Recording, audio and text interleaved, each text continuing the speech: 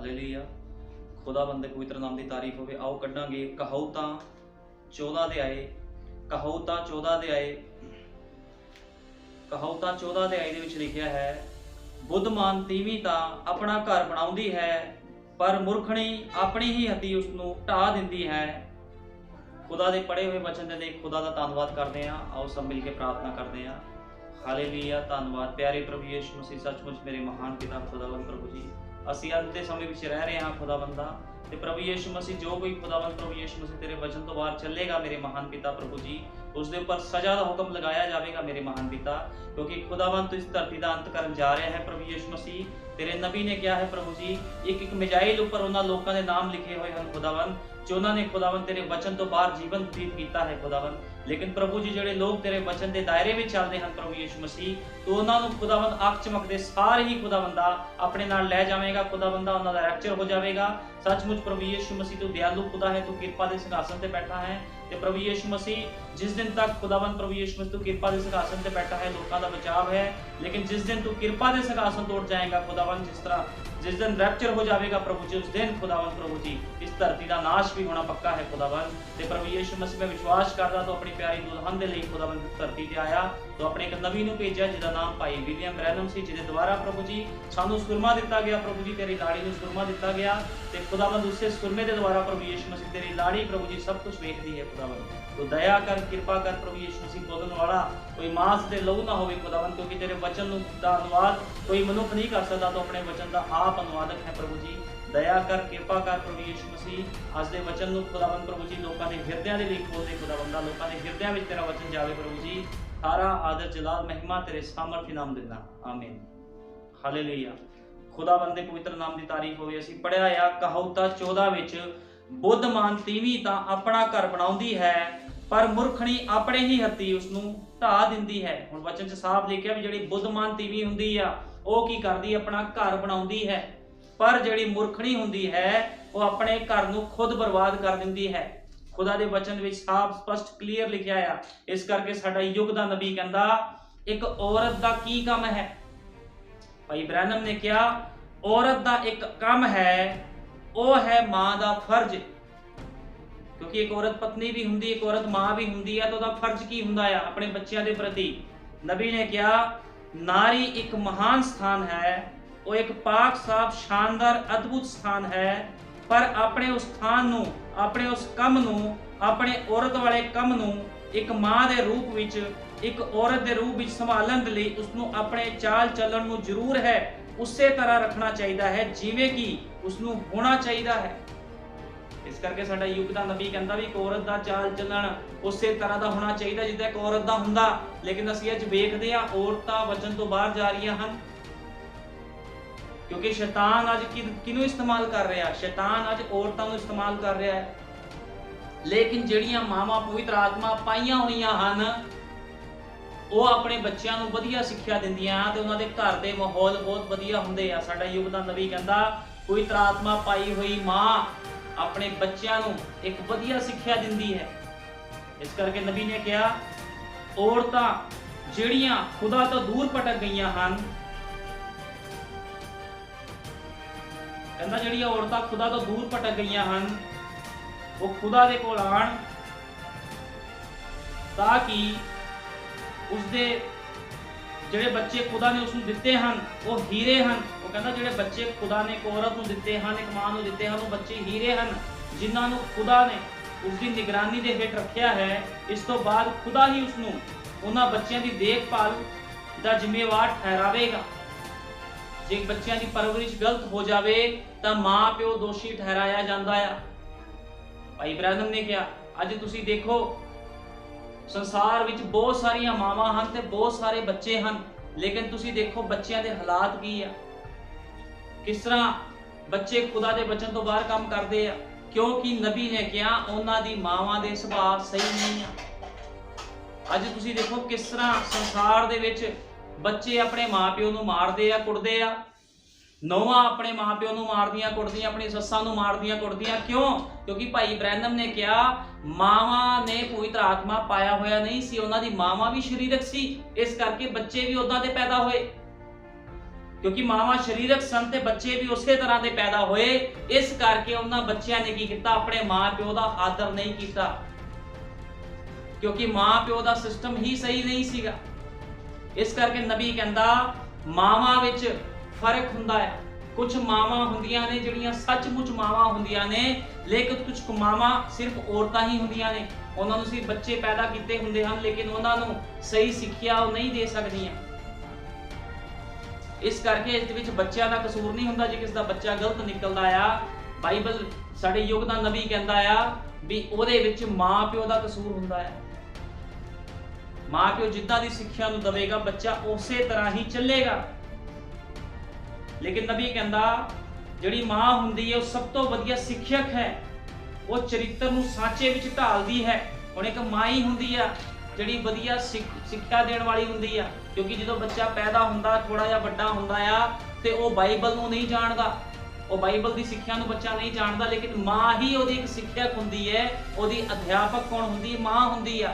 जे मां प्यो अपने बच्चों नूं वधिया सिੱਖਿਆ नहीं दिंदे ते ਉਹ घर परिवार की आ नाश हो जाता है, उत्थे फिर शैतान काम करदा। क्योंकि साडा युग दा नबी कहंदा छोटे छोटे बच्चों के उपर भी झूठ दा आत्मा आंदा है, गलत आत्मावां आंदे हन बच्चों के उपर, ते वो बच्चे की करदे आ? वचन तो बाहर काम करदे आ।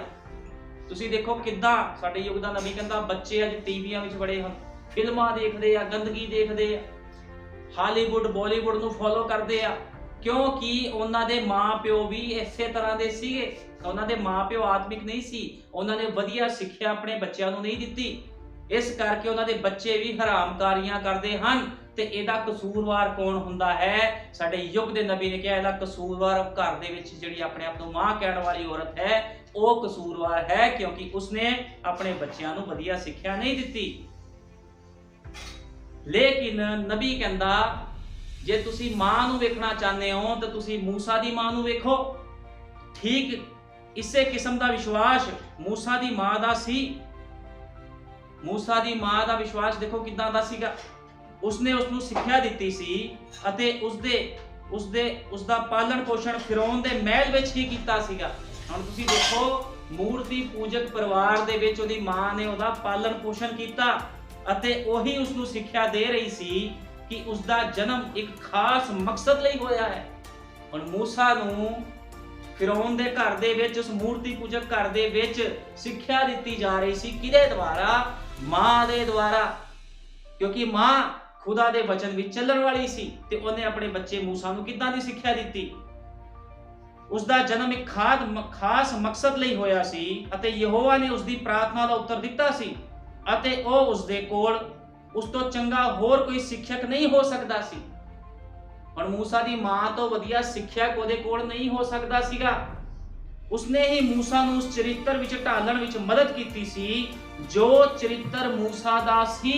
उसदी मां ने मदद कीती। भाई इब्राहिम ने किया मूसा दा जिद्दां दा चरित्र सी उस विच ढालण दी मदद उसदी मां ने कीती। हालांकि वो एक मूर्ति पूजक घर दे विच रह रहा सीगा जिथे लोकां नूं खुदा बारे कुछ भी नहीं पता सीगा। इस करके नबी कहंदा मां दा बहुत तगड़ा महत्व घर दे विच हुंदा है। पुराने फैशन वाली मां परिवार की देखभाल करती है। नबी कहंदा पुराने फैशन वाली मां घर की देखभाल करती है। हुण असीं धरती ते उस तो वध मिठा किसी नूं नहीं जानते हाँ जो कि एक असली सच्ची मां दे प्राण नूं आशीष देवे। पर अज साडे कोल उसदे अनेक तरीके हैं जो मां खवाउंदी है। कहना मां अलग अलग तरह दी अज मावां हो गईयां ने। नबी दे कहण दा मतलब है वो मां नहीं है, वो तां सिर्फ औरतां हन जिन्हां दे बच्चे हुंदे हन पर वो मां नहीं हुंदी। नबी कहंदा बहुत सारियां मावां हन लेकिन कुछ मावां सिर्फ नां दियां मावां हुंदियां हन। वो सिर्फ औरतां हुंदियां हन जिन्हां दे बच्चे हुंदे हन पर वो मां नहीं हुंदी, क्योंकि मां हमेशा अपने बच्चों नूं आत्मिक भोजन दिंदी है। पुराने चलन वाली पुराने फैशन वाली मां तां वो है जो परिवार की देखभाल करती है, बेकार थावां अते नाच रंगां विच नहीं जांदी। जिहड़ी आत्मिक मां हुंदी आ जिथे गंदी पार्टियां भंगड़े पै रहे आ अश्लील गाने चल रहे आ उस स्थान दे विच कदे नहीं जांदी। मूर्ति पूजक सिस्टम दे विच एक आत्मिक मां नहीं जांदी अते सारी सारी रात सिगरटां नहीं पींदी। ਵਚਨ ਤੋਂ ਬਾਹਰ ਕੰਮ ਨਹੀਂ ਕਰਦੀ, ਉਹ ਸ਼ਰਾਬ ਨਹੀਂ ਪੀਂਦੀ ਰਹਿੰਦੀ ਅਤੇ ਅਜਿਹੀ ਹਾਲਤ ਵਿੱਚ ਨਹੀਂ ਆਉਂਦੀ, ਉਹ ਤਾਂ ਮਾਂ ਵਰਗੇ ਪਵਿੱਤਰ ਨਾਂ ਦੇ ਕਾਬਿਲ ਤੱਕ ਨਹੀਂ ਹੈ। ਲੇਕਿਨ ਜਿਹੜੀਆਂ ਔਰਤਾਂ ਗਲਤ ਕੰਮ ਕਰਦੀਆਂ ਉਹ ਮਾਂ ਦੇ ਦਰਜੇ ਦੇ ਕਾਬਿਲ ਵੀ ਨਹੀਂ ਹੈ। ਨਬੀ ਨੇ ਕਿਹਾ ਉਹ ਤਾਂ ਬਸ ਔਰਤ ਹੀ ਹੈ, ਉਹ ਤਾਂ ਸਿਰਫ ਉਹ ਹੀ ਹੈ ਜੋ ਇੱਕ ਬੱਚੇ ਨੂੰ ਵਧਾ ਰਹੀ ਹੈ, ਪਰ ਉਹ ਮਾਂ ਨਹੀਂ ਹੈ। ਕਹਿੰਦਾ ਇੱਕ ਬੱਚੇ ਨੂੰ ਤਾਂ ਵਧਾ ਰਹੀ ਆ, ਲੇਕਿਨ ਇੱਕ ਮਾਂ ਨਹੀਂ ਹੈ, ਕਿਉਂਕਿ ਇਹਦੀ ਸਿੱਖਿਆ ਵਧੀਆ ਸਿੱਖਿਆ ਨਹੀਂ ਹੈ। ਲੇਕਿਨ ਜਿਹੜੀਆਂ ਆਤਮਿਕ ਮਾਵਾਂ ਹੁੰਦੀਆਂ ਹਨ ਉਹ ਆਪਣੇ ਬੱਚਿਆਂ ਨੂੰ ਹਮੇਸ਼ਾ ਵਚਨ ਵੱਲ ਲੈ ਕੇ ਜਾਂਦੀਆਂ ਹਨ। ਲੇਕਿਨ ਸਰੀਰਕ ਮਾਵਾਂ ਕੀ ਕਰਦੀਆਂ ਹਨ?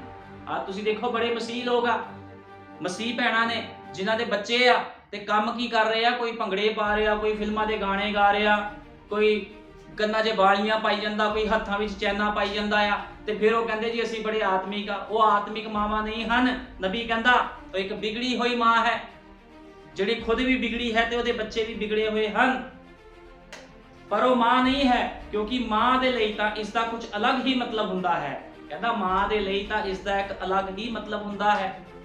ਇਸ ਕਰਕੇ ਜਿਹੜੀ ਮਾਂ ਹੁੰਦੀ ਆ, ਮਾਂ ਤੋਂ ਵੱਡਾ ਸਿੱਖਿਅਕ ਕੋਈ ਨਹੀਂ ਹੁੰਦਾ। ਲੇਕਿਨ ਜੇ ਮਾਂ ਆਤਮਿਕ ਨਾ ਹੋਵੇ, ਉਹ ਸਰੀਰ ਦੇ ਨਾਲ ਭਰੀ ਹੋਵੇ, ਤੇ ਉਹਦੇ ਬੱਚੇ ਵੀ ਸਰੀਰਕ ਹੀ ਹੁੰਦੇ ਆ। ਫਿਰ ਉਹ ਆਸ ਨਾ ਰੱਖੇ ਵੀ ਉਹਦੇ ਬੱਚੇ ਉਹਦੀ ਇੱਜ਼ਤ ਕਰਨ ਕਦੇ, ਕਿਉਂਕਿ ਬਾਈਬਲ ਬਿਆਨ ਕਰਦੀ ਜੋ ਤੁਸੀਂ ਬੀਜੋਗੇ ਸੋਈਓ ਤੁਸੀਂ ਵੱਢੋਗੇ। ਤੁਸੀਂ ਦੇਖੋ ਅੱਜ ਘਰਾਂ ਪਰਿਵਾਰਾਂ 'ਚ ਕਿਸ ਤਰ੍ਹਾਂ ਸਿਸਟਮ ਚੱਲ ਰਹੇ ਹਨ, ਕਿਸ ਤਰ੍ਹਾਂ ਬੱਚੇ ਆਪਣੇ ਮਾਂ-ਪਿਓ ਦੇ ਵਿਰੁੱਧ ਹੋ ਜਾਂਦੇ ਹਨ। ਕਿਉਂ ਹੋ ਰਿਹਾ? ਕਿਉਂਕਿ ਨਬੀ ਕਹਿੰਦਾ ਮਾਂ-ਪਿਓ ਆਤਮਿਕ ਨਹੀਂ ਸੀ, ਮਾਂ-ਪਿਓ ਸਰੀਰ ਦੇ ਨਾਲ ਭਰੇ ਹੋਏ ਸੀਗੇ। ਜੋ ਉਹਨਾਂ ਨੇ ਬੀਜਿਆ ਅੱਜ ਉਹੀ ਉਹ ਵੱਢ ਰਹੇ। ਅੱਜ ਲੋਕ ਕਹਿੰਦੇ ਸਾਡੇ ਬੱਚਿਆਂ ਨੇ ਸਾਨੂੰ ਮਾਰਿਆ, ਸਾਨੂੰ ਕੁੱਟਿਆ, ਸਾਨੂੰ ਧੱਕੇ ਮਾਰੇ। ਕਿਉਂ ਮਾਰੇ? ਕਿਉਂਕਿ ਮਾਂ-ਪਿਓ ਆਤਮਿਕ ਨਹੀਂ ਸੀ, ਉਹ ਸਰੀਰ ਨਾਲ ਭਰੇ ਹੋਏ ਸੀ, ਸਰੀਰਕ ਕਾਮਨਾ ਦੇ ਨਾਲ ਭਰੇ ਹੋਏ ਸੀ। ਇਸ ਕਰਕੇ ਉਹਨਾਂ ਦੇ ਬੱਚੇ ਵੀ ਉਸੇ ਤਰ੍ਹਾਂ ਹੋ ਗਏ, ਤੇ ਉਹਨਾਂ ਦੇ ਬੱਚਿਆਂ ਨੇ ਆਪਣੇ ਮਾਂ-ਪਿਓ ਦੇ ਵਿਰੁੱਧ ਉੱਠ ਕੇ ਹੀ ਉਹਨਾਂ ਨੂੰ ਬੁਰਾ ਭਲਾ ਕਿਹਾ, ਉਹਨਾਂ ਨੂੰ ਮਾਰਿਆ ਕੁੱਟਿਆ। ਅੱਜ ਸੰਸਾਰ ਵਿੱਚ ਕੀ ਇਹੋ ਕੁਝ ਨਹੀਂ ਚੱਲ ਰਿਹਾ? ਤੁਸੀਂ ਦੇਖੋ ਸੰਸਾਰ 'ਚ ਕੀ ਹੋ ਰਿਹਾ। ਬਜ਼ੁਰਗ ਮਾਵਾਂ ਜਿਹੜੀਆਂ ਹੁੰਦੀਆਂ ਉਹਨਾਂ ਨੂੰ ਉਹਨਾਂ ਦੇ ਬੱਚੇ ਘਰੋਂ ਹੀ ਕੱਢ ਦਿੰਦੇ ਆ। ਉਹ ਕਹਿੰਦੇ ਅਸੀਂ ਤੈਨੂੰ ਨਹੀਂ ਰੱਖਣਾ, ਅਨਾਥ ਆਸ਼ਰਮ 'ਚ ਚਲ ਜਾ। ਕਿਸ ਤਰ੍ਹਾਂ ਦੇ ਮਾਹੌਲ ਦੁਨੀਆ ਵਿੱਚ ਪੈਦਾ ਹੋ ਰਹੇ ਹਨ, ਘਰਾਂ ਵਿੱਚ ਪੈਦਾ ਹੋ ਰਹੇ ਹਨ, ਕਿਉਂਕਿ ਘਰ ਦਾ ਮਾਹੌਲ ਆਤਮਿਕ ਨਹੀਂ ਹੈ। ਘਰ ਦਾ ਮਾਹੌਲ ਕੀ ਆ? ਸਰੀਰ ਦੇ ਨਾਲ ਭਰਿਆ ਹੋਇਆ, ਗੰਦਗੀ ਦੇ ਨਾਲ ਭਰਿਆ ਹੋਇਆ, ਫਿਲਮ ਇੰਡਸਟਰੀ ਦੇ ਨਾਲ ਭਰਿਆ ਹੋਇਆ, ਹਾਲੀਵੁੱਡ ਬਾਲੀਵੁੱਡ ਦੇ ਨਾਲ ਭਰਿਆ ਹੋਇਆ ਲੋਕਾਂ ਦੇ ਘਰ ਦਾ ਮਾਹੌਲ ਹੈ, ਜੋ ਆਪਣੇ ਆਪ ਨੂੰ ਮਸੀਹ ਕਹਿੰਦੇ ਆ। ਇਸ ਕਰਕੇ ਉਹਨਾਂ ਦੇ ਘਰਾਂ ਦੇ ਵਿੱਚ ਸ਼ਾਂਤੀ ਨਹੀਂ ਹੈ, ਕਲੇਸ਼ ਹੈ, ਕਰਜ਼ਾ ਹੈ ਉਹਨਾਂ ਦੇ ਘਰਾਂ ਦੇ ਵਿੱਚ, ਕਿਉਂਕਿ ਉਹਨਾਂ ਦੇ ਕੋਲ ਵਚਨ ਨਹੀਂ ਹੈ। ਉਹ ਭੁੱਖੇ ਹਨ, ਨੰਗੇ ਹਨ। ਇਸ ਕਰਕੇ ਖੁਦਾ ਦਾ ਵਚਨ ਕਹਿੰਦਾ ਆਪਣੇ ਉਦਾਰੇ ਪਾ ਕੱਪੜੇ। ਕਿਹੜੇ ਕੱਪੜੇ? ਵਚਨ ਵਾਲੇ ਕੱਪੜੇ। ਜਿਹਦੇ ਕੋਲ ਵਚਨ ਵਾਲੇ ਕੱਪੜੇ ਨਹੀਂ ਹੈ ਉਹ ਨੰਗਾ ਹੈ। ਨਬੀ ਨੇ ਕਿਹਾ ਸਾਡੇ ਘਰੇਲੂ ਜੀਵਨ ਤੇ ਸੰਕਟ ਮਰਾਉਂਦਾ ਹੈ, ਸੰਕਟ ਮੰਡਰਾਉਂਦਾ ਹੈ। ਇੰਜ ਜਾਪਦਾ ਹੈ ਕਿ ਘਰੇਲੂ ਸ਼ਿਸ਼ਲੇ ਪਾਣੀ ਵਿੱਚ ਵਹਿੰਦਾ ਚਲਿਆ ਜਾ ਰਿਹਾ ਹੈ। ਜਿਹੜਾ ਘਰੇਲੂ ਜੀਵਨ ਆ ਉਹ ਸ਼ਿਸ਼ਲੇ ਪਾਣੀ ਵਿੱਚ ਵਹਿੰਦਾ ਚਲਿਆ ਜਾ ਰਿਹਾ ਹੈ। ਘਰ ਵਿੱਚ ਅਜਿਹਾ ਹੋਇਆ ਕਰਦਾ ਸੀ ਕਿ ਪਿਤਾ ਜੋ ਕਿ ਘਰ ਦਾ ਮੁਖੀ ਹੈ, ਉਹ ਸਵੇਰ ਉੱਠ ਕੇ ਬੈਠ ਕੇ ਜਾਇਆ ਕਰਦਾ ਸੀ, ਗੱਲਾਂ ਕਰਿਆ ਕਰਦਾ ਸੀ, ਅਤੇ ਸਾਰੇ ਆਪਣੀ ਘਰੇਲੂ ਬਾਈਬਲ ਬਾਹਰ ਕੱਢ ਲੈਂਦੇ ਸਨ ਅਤੇ ਉਹ ਥੋੜਾ ਜਿਹਾ ਪੜ੍ਹਦੇ ਸਨ ਅਤੇ ਸਭ ਮੇਜ਼ ਦੇ ਦੁਆਲੇ ਇਕੱਠੇ ਹੋ ਜਾਂਦੇ ਸਨ ਅਤੇ ਬੇਨਤੀ ਪ੍ਰਾਰਥਨਾ ਕਰਦੇ ਸੀ। ਹੁਣ ਤੁਸੀਂ ਅਜਿਹਾ ਬਿਲਕੁਲ ਵੀ ਨਹੀਂ ਵੇਖਦੇ ਹੋ ਅਤੇ ਸਭ ਕੁਝ ਖਤਮ ਹੋ ਚੁੱਕਿਆ ਹੈ। ਅਤੇ ਮਾਂ ਭਾਂਡੇ ਮਾਂਜ ਲੈਂਦੀ ਸੀ ਤਾਂ ਫਿਰ ਤੋਂ ਇਕੱਠੇ ਹੁੰਦੇ ਸਨ ਅਤੇ ਇਸ ਤੋਂ ਪਹਿਲਾਂ ਕਿ ਕੋਈ ਸੌਣ ਲਈ ਆਪਣੇ ਆਪਣੇ ਬਿਸਤਰਿਆਂ ਤੇ ਜਾਣ, ਥੋੜੀ ਜਿਹੀ ਹੋਰ ਬਾਈਬਲ ਪੜ੍ਹਦੇ ਸਨ ਅਤੇ ਪ੍ਰਾਰਥਨਾ ਕਰਦੇ ਸਨ। ਲੇਕਿਨ ਅੱਜ ਇਸ ਤਰ੍ਹਾਂ ਬਿਲਕੁਲ ਵੀ ਨਹੀਂ ਹੈ, ਕਿਉਂਕਿ ਲੋਕਾਂ ਦੇ ਅੰਦਰ ਵਚਨ ਨਹੀਂ ਹੈ।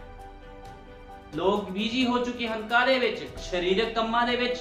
ਲੇਕਿਨ ਖੁਦਾਵੰਦ ਅੱਜ ਲੋਕੀ ਕਹਿੰਦੇ ਸਾਡੇ ਕੋਲ ਟਾਈਮ ਨਹੀਂ ਆ, ਅਸੀਂ ਪੈਸਾ ਕਮਾਣਾ। ਲੇਕਿਨ ਖੁਦਾ ਦਾ ਵਚਨ ਇਹੋ ਜਿਹੇ ਬੰਦਿਆਂ ਨੂੰ ਵਿਹਲਾ ਕਹਿੰਦਾ ਹੈ ਜਿਹੜੇ ਪੈਸੇ ਦੀ ਦੌੜ ਵਿੱਚ ਦੌੜ ਰਹੇ ਹਨ। ਅੱਜ ਕੌਣ ਹੈ ਜੋ ਖੁਦਾ ਲਈ ਕੰਮ ਕਰ ਰਿਹਾ ਹੈ, ਜਿਸਨੇ ਸੰਸਾਰ ਨੂੰ ਛੱਡਿਆ ਹੈ, ਸੰਸਾਰ ਦੀ ਅਭਿਲਾਸ਼ਾਵਾਂ ਨੂੰ ਛੱਡਿਆ ਹੈ, ਸੰਸਾਰ ਤੋਂ ਜੋ ਮਨੁੱਖ ਮਰਿਆ ਹੋਇਆ ਹੈ, ਉਹ ਖੁਦਾ ਦਾ ਕਾਮਾ ਹੁੰਦਾ ਜਿਹੜਾ ਖੁਦਾ ਲਈ ਕੰਮ ਕਰਦਾ। ਲੇਕਿਨ ਲੋਕ ਕੀ ਕਰਦੇ? ਪੈਸੇ ਨੂੰ ਮਹੱਤਵ ਦਿੰਦੇ ਆ। ਉਹ ਕਹਿੰਦੇ ਸਾਡੇ ਕੋਲ ਬਹੁਤ ਪੈਸਾ ਆ, ਸਾਨੂੰ ਖੁਦਾ ਨੇ ਬਰਕਤ ਦਿੱਤੀ ਹੈ। ਜ਼ਰੂਰੀ ਨਹੀਂ ਹੈ ਵੀ ਤੁਹਾਡੇ ਕੋਲ ਪੈਸਾ ਤੇ ਤੁਹਾਨੂੰ ਖੁਦਾ ਵੱਲੋਂ ਬਰਕਤ ਮਿਲੀ ਹੈ। ਹੋ ਸਕਦਾ ਤੁਹਾਡੇ ਕੋਲ ਸ਼ੈਤਾਨ ਵੱਲੋਂ ਬਰਕਤ ਹੋਵੇ। ਪੈਸਾ ਹੋਣ ਦੇ ਨਾਲ ਕੋਈ ਆਤਮਿਕ ਆਪਣੇ ਆਪ ਨੂੰ ਨਹੀਂ ਕਹਿ ਸਕਦਾ ਵੀ ਉਹਦੇ ਕੋਲ ਬਹੁਤ ਪੈਸਾ। ਜਿੱਦਾਂ ਤੁਸੀਂ ਦੇਖੋ ਲੋਕਾਂ ਦੇ ਘਰ ਬਹੁਤ ਵੱਡੀਆਂ ਵੱਡੀਆਂ ਕੋਠੀਆਂ ਨੇ, ਵੱਡੀਆਂ ਵੱਡੀਆਂ ਗੱਡੀਆਂ ਖੜੀਆਂ ਨੇ ਤੇ ਲੋਕੀ ਬਹੁਤ ਖੁਸ਼ ਹੁੰਦੇ, ਸਾਨੂੰ ਨੇ ਪ੍ਰਭੂ ਨੇ ਬਰਕਤ ਦਿੱਤੀ ਹੈ। ਇਹ ਤਾਂ ਮਿੱਟੀ ਦਾ ਘਰ ਹੈ, ਇੱਕ ਦਿਨ ਖਤਮ ਹੋ ਜਾਵੇਗਾ। ਲੇਕਿਨ ਉਸ ਘਰ ਦੀ ਪਰਵਾਹ ਕਰੋ ਜਿਹਨੂੰ ਖੁਦਾ ਨਰਕ ਵਿੱਚ ਸਿੱਟ ਸਕਦਾ ਹੈ। ਲੇਕਿਨ ਲੋਕਾਂ ਦੇ ਜੀਵਨ ਦੇਖੋ, ਲੋਕ ਕਿੰਨਾ ਪੈਸੇ ਦੇ ਪਿੱਛੇ ਪਏ ਹੋਏ ਆ। ਹਰ ਕਿਸੇ ਨੂੰ ਪੈਸੇ ਦਾ ਲਾਲਚ ਹੈ। ਚਾਹੇ ਜਦੋਂ ਮਰਜ਼ੀ ਬੰਦੇ ਉੱਪਰ ਮੌਤ ਆ ਜਾਵੇ, ਪੈਸੇ ਦਾ ਲਾਲਚ ਕਿਸੇ ਦੇ ਅੰਦਰੋਂ ਨਹੀਂ ਜਾਂਦਾ ਜਲਦੀ। ਪੈਸਾ ਪੈਸਾ ਪੈਸਾ, ਰਿਸ਼ਤੇਦਾਰੀਆਂ, ਲੋਕਾਂ ਨੂੰ ਸਿਰਫ ਇਹੀ ਚੀਜ਼ਾਂ ਦਾ ਪਤਾ ਆ, ਲੇਕਿਨ ਖੁਦਾ ਦੇ ਵਚਨ ਲਈ ਕੀ ਕਰਨਾ ਲੋਕਾਂ ਨੂੰ ਅੱਜ ਪਤਾ ਨਹੀਂ। ਇਸ ਕਰਕੇ ਉਹ ਲੋਕ ਕੀ ਹਨ? ਸਰੀਰਕ ਹਨ, ਕਿਉਂਕਿ ਸਰੀਰਕ ਕਾਮਨਾ ਉਹਨਾਂ ਦੇ ਅੰਦਰ ਹੈ। ਲੇਕਿਨ ਆਤਮਿਕ ਲੋਕ ਕਿੱਦਾਂ ਦੇ ਹੁੰਦੇ ਹਨ? ਆਤਮਿਕ ਲੋਕ ਹਮੇਸ਼ਾ ਖੁਦਾ ਦੇ ਵਚਨ ਵੱਲ ਭੱਜਦੇ ਹਨ। ਉਹ ਕਹਿੰਦੇ ਪ੍ਰਭੂ ਜੀ ਤੇਰਾ ਕੰਮ ਪਹਿਲਾਂ, ਬਾਕੀ ਸਭ ਬਾਅਦ ਦੇ ਵਿੱਚ। ਕਿਉਂਕਿ ਜੀਵਨ ਕਿਹਨੇ ਦੇਣਾ ਆ? ਜੀਵਨ ਸਾਨੂੰ ਵਚਨ ਨੇ ਦੇਣਾ ਆ। ਇਸ ਕਰਕੇ ਧੰਨ ਹੈ ਉਹ ਭੈਣ ਭਾਈ, ਉਹ ਮਨੁੱਖ, ਉਹ ਮਾਂ ਜਿਹੜੀ ਪਵਿੱਤਰ ਆਤਮਾ ਦੇ ਨਾਲ ਭਰੀ ਹੋਈ ਹੈ, ਆਪਣੇ ਘਰ ਦੇ ਵਿੱਚ ਵਧੀਆ ਬੱਚਿਆਂ ਨੂੰ ਸਿੱਖਿਆ ਦਿੰਦੀ ਹੈ, ਉਹਨਾਂ ਨੂੰ ਸੰਸਾਰੀ ਕੰਮਾਂ ਵਿੱਚ ਨਹੀਂ ਲਾਉਂਦੀ। ਉਹ ਕਹਿੰਦੀ ਅਸੀਂ ਉੱਪਰਲੀ ਤਿਆਰੀ ਕਰਾਂਗੇ। ਇੱਕ ਆਤਮਿਕ ਮਾਂ ਦਾ ਇੱਕੋ ਹੀ ਟੀਚਾ ਹੁੰਦਾ, ਉੱਪਰਲੀ ਤਿਆਰੀ, ਵੀ ਅਸੀਂ ਉੱਪਰਲੀ ਤਿਆਰੀ ਕਰੀਏ, ਕਿਉਂਕਿ ਬਹੁਤ ਜਲਦੀ ਰੈਪਚਰ ਹੋਣ ਵਾਲਾ ਹੈ। ਲੇਕਿਨ ਤੁਸੀਂ ਅੱਜ ਮਾਵਾਂ ਦੇਖੋ ਕਰ ਕੀ ਰਹੀਆਂ ਨੇ? ਆਪਣੇ ਆਪ ਨੂੰ ਮਸੀਹ ਕਹਿਣ ਵਾਲੀਆਂ ਔਰਤਾਂ ਆਪਣੇ ਬੱਚਿਆਂ ਨੂੰ ਡਾਂਸ ਵਾਲੀ ਪਾਰਟੀਆਂ ਵਿੱਚ ਭੇਜਦੀਆਂ ਹਨ, ਉਹਨਾਂ ਨੂੰ ਟਿਊਸ਼ਨ ਭੇਜਦੀਆਂ ਹਨ ਜਿੱਥੇ ਕਿ ਡਾਂਸ ਸਿਖਾਇਆ ਜਾਂਦਾ ਹੈ, ਗੰਦਗੀ ਸਿਖਾਈ ਜਾਂਦੀ ਹੈ, ਤੇ ਬੱਚਾ ਕੀ ਲਵੇਗਾ? ਫਿਰ ਸਰੀਰਕ ਚੀਜ਼ਾਂ ਨੂੰ ਆਪਣੇ ਅੰਦਰ ਲਵੇਗਾ। ਇਹੋ ਜੀ ਮਾਵਾਂ ਨਹੀਂ ਹਨ, ਉਹ ਸਿਰਫ ਔਰਤਾਂ ਹਨ ਜੋ ਆਪਣੇ ਬੱਚਿਆਂ ਨੂੰ ਵਧਾ ਰਹੀਆਂ ਹਨ। ਕਾਹਦੇ ਵਿੱਚ? ਪਾਪ ਦੇ ਵਿੱਚ। ਲੇਕਿਨ ਆਤਮਿਕ ਮਾਂ ਹਮੇਸ਼ਾ ਆਪਣੇ ਬੱਚੇ ਨੂੰ ਵਚਨ ਦੇ ਅਨੁਸਾਰ ਜੀਵਨ ਬਤੀਤ ਕਰਨਾ ਸਿਖਾਉਂਦੀ ਹੈ। ਇਸ ਕਰਕੇ ਨਬੀ ਕਹਿੰਦਾ ਮਾਂ ਦਾ ਬਹੁਤ ਵੱਡਾ ਮਹੱਤਵ ਹੁੰਦਾ ਹੈ। ਤੁਸੀਂ ਮੈਨੂੰ ਬਸ ਆਪਣੇ ਘਰ ਦੇ ਅੰਦਰ ਜਾਣ ਦਿਓ। ਨਬੀ ਕਹਿੰਦਾ ਜੇ ਕਿਸੇ ਦੇ ਘਰ ਦਾ ਮਾਹੌਲ ਵੇਖਣਾ ਆ, ਉਹਦੇ ਘਰ ਦੇ ਅੰਦਰ ਚਲ ਜਾਓ। ਕਹਿੰਦਾ ਤੁਸੀਂ ਮੈਨੂੰ ਬਸ ਆਪਣੇ ਘਰ ਦੇ ਅੰਦਰ ਜਾਣ ਦਿਓ ਅਤੇ ਦੇਖਣ ਦਿਓ ਕਿ ਤੁਸੀਂ ਆਪਣੀਆਂ ਕੰਧਾਂ ਤੇ ਕਿਸ ਤਰ੍ਹਾਂ ਦੀਆਂ ਤਸਵੀਰਾਂ ਟੰਗੀਆਂ ਹੋਈਆਂ ਹਨ। ਮੈਨੂੰ ਆਪਣੇ ਘਰ ਜਾਂ ਆਪਣੇ ਦਫ਼ਤਰ ਦੇ ਅੰਦਰ ਜਾਣ ਦਿਓ ਅਤੇ ਇਹ ਵੇਖਣ ਦਿਓ ਕਿ ਤੁਸੀਂ ਕਿਸ ਤਰ੍ਹਾਂ ਦਾ ਸੰਗੀਤ ਸੁਣਦੇ ਹੋ। ਨਬੀ ਕਹਿੰਦਾ ਤੁਹਾਡੇ ਘਰ 'ਚ ਕਿੱਦਾਂ ਦੀ ਤਸਵੀਰਾਂ ਟੰਗੀਆਂ, ਤੁਸੀਂ ਕਿੱਦਾਂ ਦਾ ਸੰਗੀਤ ਸੁਣਦੇ ਹੋ, ਸਮਝੇ? ਤੁਸੀਂ ਕੀ ਪੜ੍ਹਦੇ ਹੋ, ਤੁਸੀਂ ਕੀ ਵੇਖਦੇ ਹੋ, ਇਹ ਸਭ ਵੇਖ ਕੇ ਮੈਂ ਚੰਗੀ ਤਰ੍ਹਾਂ ਦੱਸ ਸਕਦਾ ਹਾਂ ਕਿ ਤੁਹਾਡੇ ਅੰਦਰ ਕੀ ਹੈ। ਇੱਕ ਮਨੁੱਖ ਦੀ ਆਦਤਾਂ ਵੇਖ ਕੇ ਦੱਸਿਆ ਜਾ ਸਕਦਾ ਹੈ ਕਿ ਉਸ ਮਨੁੱਖ ਦੇ ਅੰਦਰ ਕੀ ਆ। ਉਹ ਕਿੱਦਾਂ ਦੇ ਗਾਣੇ ਸੁਣਦਾ, ਕੀ ਉਹ ਖੁਦਾ ਦੇ ਗਾਣੇ ਸੁਣਦਾ, ਕਿ ਉਹਦੇ ਘਰ ਵਿੱਚ ਖੁਦਾ ਦੇ ਵਚਨ ਲਿਖੇ ਹੋਏ ਨੇ, ਘਰ ਦੇ ਵਿੱਚ ਖੁਦਾ ਦੇ ਵਚਨ ਟੰਗੇ ਹੋਏ ਆ ਉਹਦੇ, ਜਾਂ ਫਿਰ ਫਿਲਮ ਸਟਾਰਾਂ ਦੀਆਂ ਫੋਟੋਆਂ ਟੰਗੀਆਂ ਹੋਈਆਂ ਹਨ, ਜਾਂ ਫਿਰ ਉਹ ਹਾਲੀਵੁੱਡ ਬਾਲੀਵੁੱਡ ਦੇ ਗਾਣੇ ਸੁਣਦਾ ਆ ਕੋਈ ਮਨੁੱਖ ਤੇ ਉਹਦੇ ਵਿੱਚ ਗੰਦਗੀ ਹੈ ਫਿਰ। ਲੇਕਿਨ ਜੇ ਕੋਈ ਖੁਦਾ ਦੇ ਵਚਨ ਦੇ ਨਾਲ ਭਰਿਆ ਹੋਇਆ, ਉਹਦੇ ਘਰ ਦੇ ਵਿੱਚ ਐਤਾਂ ਲਿਖੀਆਂ ਹੋਈਆਂ ਹਨ, ਵਚਨ ਦੀ ਪੱਟੀਆਂ ਟੰਗੀਆਂ ਹੋਈਆਂ ਹਨ, ਤੇ ਸਮਝ ਲਓ ਉਸ ਮਨੁੱਖ ਦੇ ਅੰਦਰ ਕੁਝ ਵਧੀਆ ਹੈ। ਨਬੀ ਕਹਿੰਦਾ ਪਰ ਤੁਹਾਨੂੰ ਮੁਸ਼ਕਲ ਨਾਲ ਹੀ ਕਦੇ ਕੋਈ ਅਜਿਹਾ ਵਿਅਕਤੀ ਮਿਲੇਗਾ ਜੋ ਮਸੀਹ ਦੀ ਖਾਤਰ ਆਪਣਾ ਜੀਵਨ ਕੁਰਬਾਨ ਕਰੇ। ਤੁਸੀਂ ਅੱਜ ਵੇਖੋ ਆਪਣੇ ਆਪ ਨੂੰ ਬੜੇ ਲੋਕ ਕਹਿੰਦੇ ਅਸੀਂ ਮਸੀਹ ਆ, ਅਸੀਂ ਪ੍ਰਾਰਥਨਾ ਕਰਦੇ ਆ, ਅਸੀਂ ਚਰਚ ਜਾਂਦੇ ਆ, ਅਸੀਂ ਦਸ਼ਮਾਂਸ਼ ਦਿੰਦੇ ਆ, ਅਸੀਂ ਸਭ ਕੁਝ ਕਰਦੇ ਆ। ਲੋਕੀ ਬਹੁਤ ਕੁਝ ਆਪਣੇ ਆਪ ਨੂੰ ਕਹਿੰਦੇ ਆ, ਲੇਕਿਨ ਖੁਦਾ ਕੀ ਕਹਿੰਦਾ, ਨਬੀ ਕੀ ਕਹਿੰਦਾ? ਪਰ ਤੁਹਾਨੂੰ ਮੁਸ਼ਕਲ ਨਾਲ ਹੀ ਕਦੇ ਕੋਈ ਅਜਿਹਾ ਵਿਅਕਤੀ ਮਿਲੇਗਾ ਜੋ ਮਸੀਹ ਦੀ ਖਾਤਰ ਆਪਣਾ ਜੀਵਨ ਕੁਰਬਾਨ ਕਰ ਦੇਵੇ। ਤੁਹਾਨੂੰ ਇਹੋ ਜਿਹੇ ਮਨੁੱਖ ਬੜੇ ਘੱਟ ਮਿਲਨੇ ਆ ਜਿਹੜਾ ਮਸੀਹ ਦੀ ਖਾਤਰ ਕੋਈ ਮਨੁੱਖ ਆਪਣੇ ਜੀਵਨ ਨੂੰ ਸਮਰਪਿਤ ਕਰ ਦੇਵੇ। ਅੱਜ ਲੋਕਾਂ ਦੇ ਜੀਵਨ ਸਮਰਪਿਤ ਨਹੀਂ ਆ, ਇਸ ਕਰਕੇ ਲੋਕਾਂ ਨੂੰ ਪਵਿੱਤਰ ਆਤਮਾ ਪਾਏ ਹੋਏ ਮਨੁੱਖਾਂ ਦੀ ਪਛਾਣ ਨਹੀਂ ਹੁੰਦੀ। ਲੋਕੀ ਕਹਿੰਦੇ ਸ਼ਾਇਦ ਜਿਹੜਾ ਸਰੀਰਕ ਬੰਦਾ ਹੁੰਦਾ ਨਾ, ਇਹ ਜਿੱਦਾਂ ਕਹਿੰਦੇ ਅੰਨੇ ਨੂੰ ਸਾਰੇ ਅੰਨੇ ਹੀ ਦੇਖਦੇ ਆ, ਕਿਉਂਕਿ ਅੰਨਾ ਮਨੁੱਖ ਉਹ ਹੈ ਜਿਹਦੇ ਕੋਲ ਪਵਿੱਤਰ ਆਤਮਾ ਨਹੀਂ ਹੈ। ਲੇਕਿਨ ਜਿਹਦੇ ਕੋਲ ਪਵਿੱਤਰ ਆਤਮਾ ਹੈ ਉਹ ਮਨੁੱਖ ਸੁਜਾਖਾ ਹੈ, ਉਹਦੀਆਂ ਖੁਦਾ ਨੇ ਅੱਖਾਂ ਖੋਲੀਆਂ। ਸਰੀਰਕ ਬੰਦਾ, ਨਬੀ ਕਹਿੰਦਾ ਆਤਮਿਕ ਮਨੁੱਖ ਨੂੰ ਕਦੇ ਸਮਝ ਨਹੀਂ ਸਕਦਾ। ਉਹਨੂੰ ਆਤਮਿਕ ਮਨੁੱਖ ਐਵੇਂ ਹੀ ਲੱਗਣਾ, ਉਹਨੇ ਕਹਿਣਾ ਇਹ ਐਵੇਂ ਮਾਰਦਾ ਆ, ਇਹਨੂੰ ਕੁਝ ਨਹੀਂ ਪਤਾ। ਆਤਮਿਕ ਮਨੁੱਖ ਲੋਕਾਂ ਨੂੰ ਐਵੇਂ ਜਾਪਦੇ ਹਨ। ਇਸ ਕਰਕੇ ਨਬੀ ਕਹਿੰਦਾ ਮੁਸ਼ਕਲ ਨਾਲ ਹੀ ਕੋਈ ਇਹੋ ਜਿਹਾ ਵਿਅਕਤੀ ਮਿਲੇਗਾ ਜੋ ਮਸੀਹ ਦੀ ਖਾਤਰ ਆਪਣਾ ਜੀਵਨ ਕੁਰਬਾਨ ਕਰ ਦੇਵੇ। ਤੁਹਾਨੂੰ ਸਾਰੇ ਪਾਸੇ ਦੋਗਲੇ ਮਿਲਨੇ ਆ, ਜਿੱਥੇ ਮਰਜ਼ੀ ਚੱਲ ਜਾਓ ਤੁਹਾਨੂੰ ਕੋਈ ਆਤਮਿਕ ਨਹੀਂ ਮਿਲਣਾ। ਬਹੁਤ ਘੱਟ ਹਨ ਵੀ ਤੁਹਾਨੂੰ ਕੋਈ ਆਤਮਿਕ ਮਨੁੱਖ ਮਿਲੇ। ਤੁਹਾਨੂੰ ਕੋਈ ਵਿਚਾਰੇ ਮਿਲੂਗਾ, ਕੋਈ ਲਾਲਚੀ ਮਿਲੂਗਾ, ਹੈ ਕੋਈ ਸੰਸਾਰ ਨਾਲ ਭਰਿਆ ਹੋਇਆ ਮਿਲੂਗਾ, ਲੇਕਿਨ ਆਤਮਿਕ ਮਨੁੱਖ ਤੁਹਾਨੂੰ ਕੋਈ ਮਿਲੂਗਾ। ਤੁਸੀਂ ਆਤਮਿਕ ਮਨੁੱਖ ਦੀ ਪਛਾਣ ਉਦੋਂ ਹੀ ਕਰ ਸਕਦੇ ਹੋ ਜਦੋਂ ਤੁਹਾਡੇ ਅੰਦਰ ਪਵਿੱਤਰ ਆਤਮਾ ਹੋਵੇਗਾ। ਤੁਸੀਂ ਸਮਝੋਗੇ ਵੀ ਇਹ ਬੰਦਾ ਖੁਦਾ ਦੇ ਕੰਮਾਂ ਨੂੰ ਕਿਉਂ ਪਹਿਲ ਦੇਣ ਨੂੰ ਕਹਿੰਦਾ ਹੈ, ਕਿਉਂਕਿ ਉਹ ਮਨੁੱਖ ਆਪ ਨਹੀਂ ਕਰਦਾ, ਪਵਿੱਤਰ ਆਤਮਾ ਉਹਦੇ ਅੰਦਰੋਂ ਬੁਲਾਉਂਦਾ ਵੀ ਖੁਦਾ ਦੇ ਕੰਮਾਂ ਨੂੰ ਪਹਿਲ ਦੇ।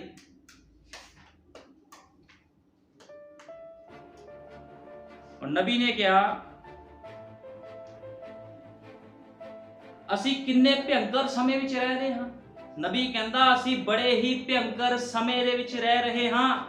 ਆਪਣੇ ਚਾਰੇ ਪਾਸੇ ਨਿਗਾਹ ਮਾਰ ਕੇ ਪਾਪ ਨੂੰ ਤਾਂ ਵੇਖੋ। ਉਹ ਕਹਿੰਦਾ ਅਸੀਂ ਬੜੇ ਭਿਅੰਕਰ ਸਮੇਂ ਵਿੱਚ ਰਹਿ ਰਹੇ ਹਾਂ। ਕਹਿੰਦਾ ਚਾਰੇ ਪਾਸੇ ਵੇਖੋ ਪਾਪ ਹੀ ਪਾਪ ਹੈ, ਉਸ ਤੇ ਜਰਾ ਨਿਗਾਹ ਤਾਂ ਪਾਓ। ਉਹ ਹਾਂ, ਤੁਸੀਂ ਪ੍ਰਾਰਥਨਾ ਸਭਾ ਵਿੱਚ ਨਹੀਂ ਜਾ ਸਕਦੇ ਹੋ, ਉਹ ਬਹੁਤ ਗਰਮੀ ਹੈ, ਬਹੁਤ ਠੰਡ ਹੈ। खैर कुछ भी होवे, प्रचारक तो बहुत ज्यादा देर तक प्रचार करता है। हुण लोग की कहंदे आ, गर्मी आ गई, बड़ी गर्मी, असीं चर्च नहीं जा सकदे। ठंड आ गई, सानू ठंड लगदी, असीं चर्च नहीं जा सकदे।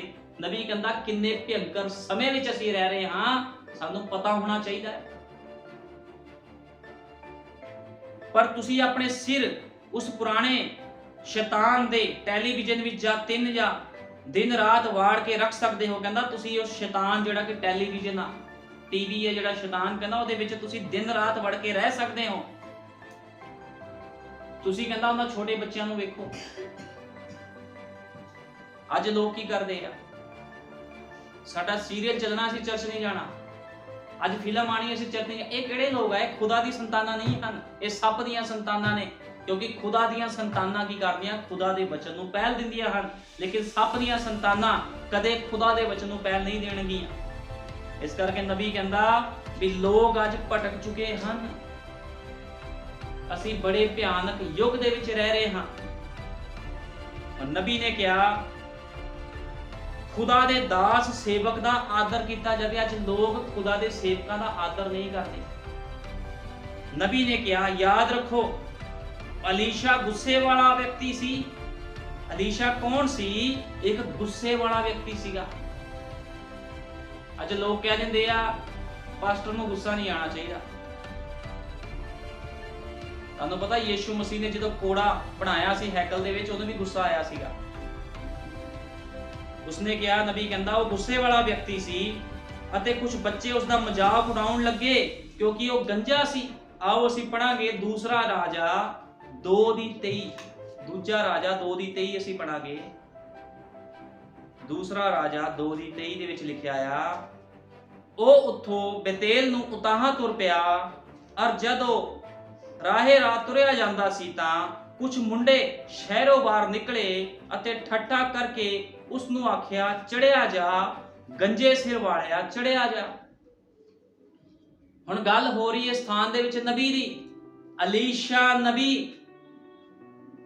ਤੁਰਿਆ ਜਾ ਰਿਹਾ ਸੀ ਤੇ ਕੁਝ ਸ਼ਰਾਰਤੀ ਬੱਚੇ ਜਿਨ੍ਹਾਂ ਦੀ ਸਿੱਖਿਆ ਵਧੀਆ ਨਹੀਂ ਸੀ, ਜਿਨ੍ਹਾਂ ਨੂੰ ਇਹ ਸਿਖਾਇਆ ਨਹੀਂ ਸੀ ਉਹਨਾਂ ਦੀ ਮਾਵਾਂ ਨੇ ਕਿ ਇੱਕ ਨਬੀ ਦਾ, ਇੱਕ ਸੇਵਕ ਦਾ ਆਦਰ ਕਿੱਦਾਂ ਕਰੀਦਾ ਆ, ਤੇ ਉਹਨਾਂ ਨੇ ਇਹ ਅਲੀਸ਼ਾ ਦਾ ਮਜ਼ਾਕ ਉਡਾਇਆ।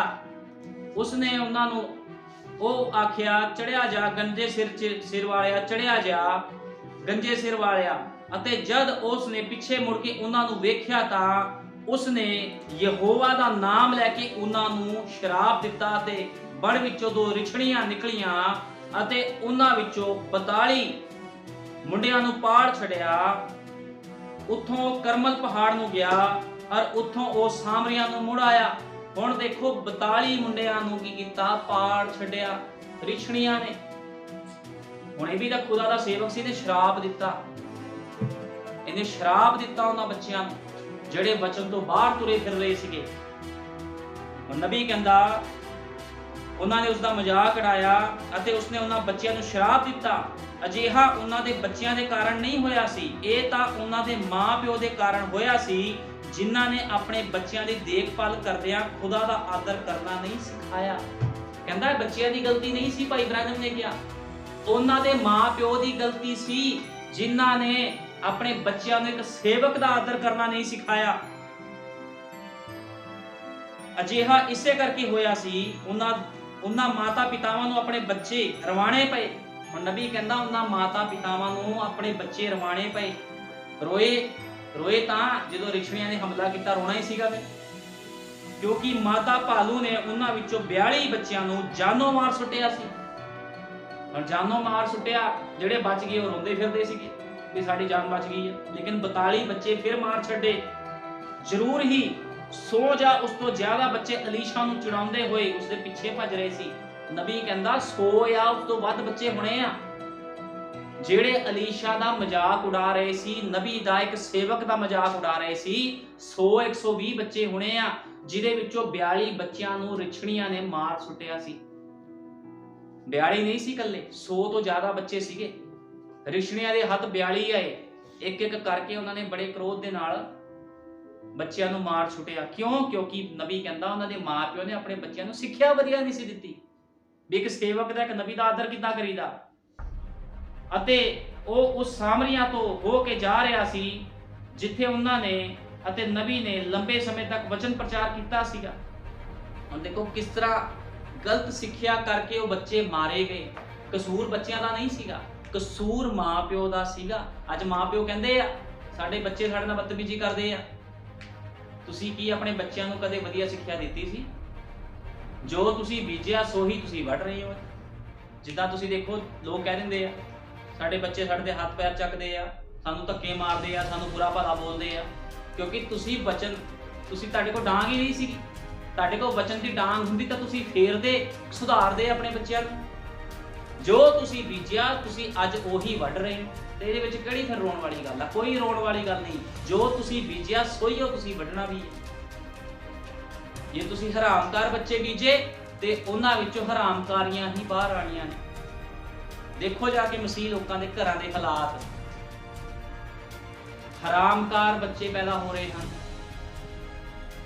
ਮਾਵਾਂ ਨੂੰ ਇਹ ਨਹੀਂ ਪਤਾ, ਮਸੀਹ ਮਾਵਾਂ ਨੂੰ, ਵੀ ਬੱਚਿਆਂ ਨੂੰ ਸਿੱਖਿਆ ਕਿੱਦਾਂ ਦੀ ਦੇਣੀ ਹੈ। ਫਿਰ ਕਹਿੰਦੇ ਸਾਡੇ ਬੱਚੇ ਵਿਗੜੇ ਹੋਏ ਆ, ਲੇਕਿਨ ਨਬੀ ਕਹਿੰਦਾ ਮਾਂ ਦਾ ਅਹੁਦਾ ਬੜਾ ਹੀ ਵੱਡਾ ਅਹੁਦਾ ਹੈ। ਜੇ ਇਹਨਾਂ ਬੱਚਿਆਂ ਨੂੰ ਜਿਹੜੇ ਅਲੀਸ਼ਾ ਦੇ ਸ਼ਰਾਬ ਦੇਣ ਦੇ ਦੁਆਰਾ ਬੱਚੇ ਮਾਰੇ ਗਏ ਵਧੀਆ ਸਿੱਖਿਆ ਦਿੱਤੀ ਹੁੰਦੀ ਤਾਂ ਨਬੀ ਦਾ ਆਦਰ ਕਰਦੇ, ਲੇਕਿਨ ਉਹਨਾਂ ਨੂੰ ਬਦਲੇ ਵਿੱਚ ਕੀ ਮਿਲਿਆ?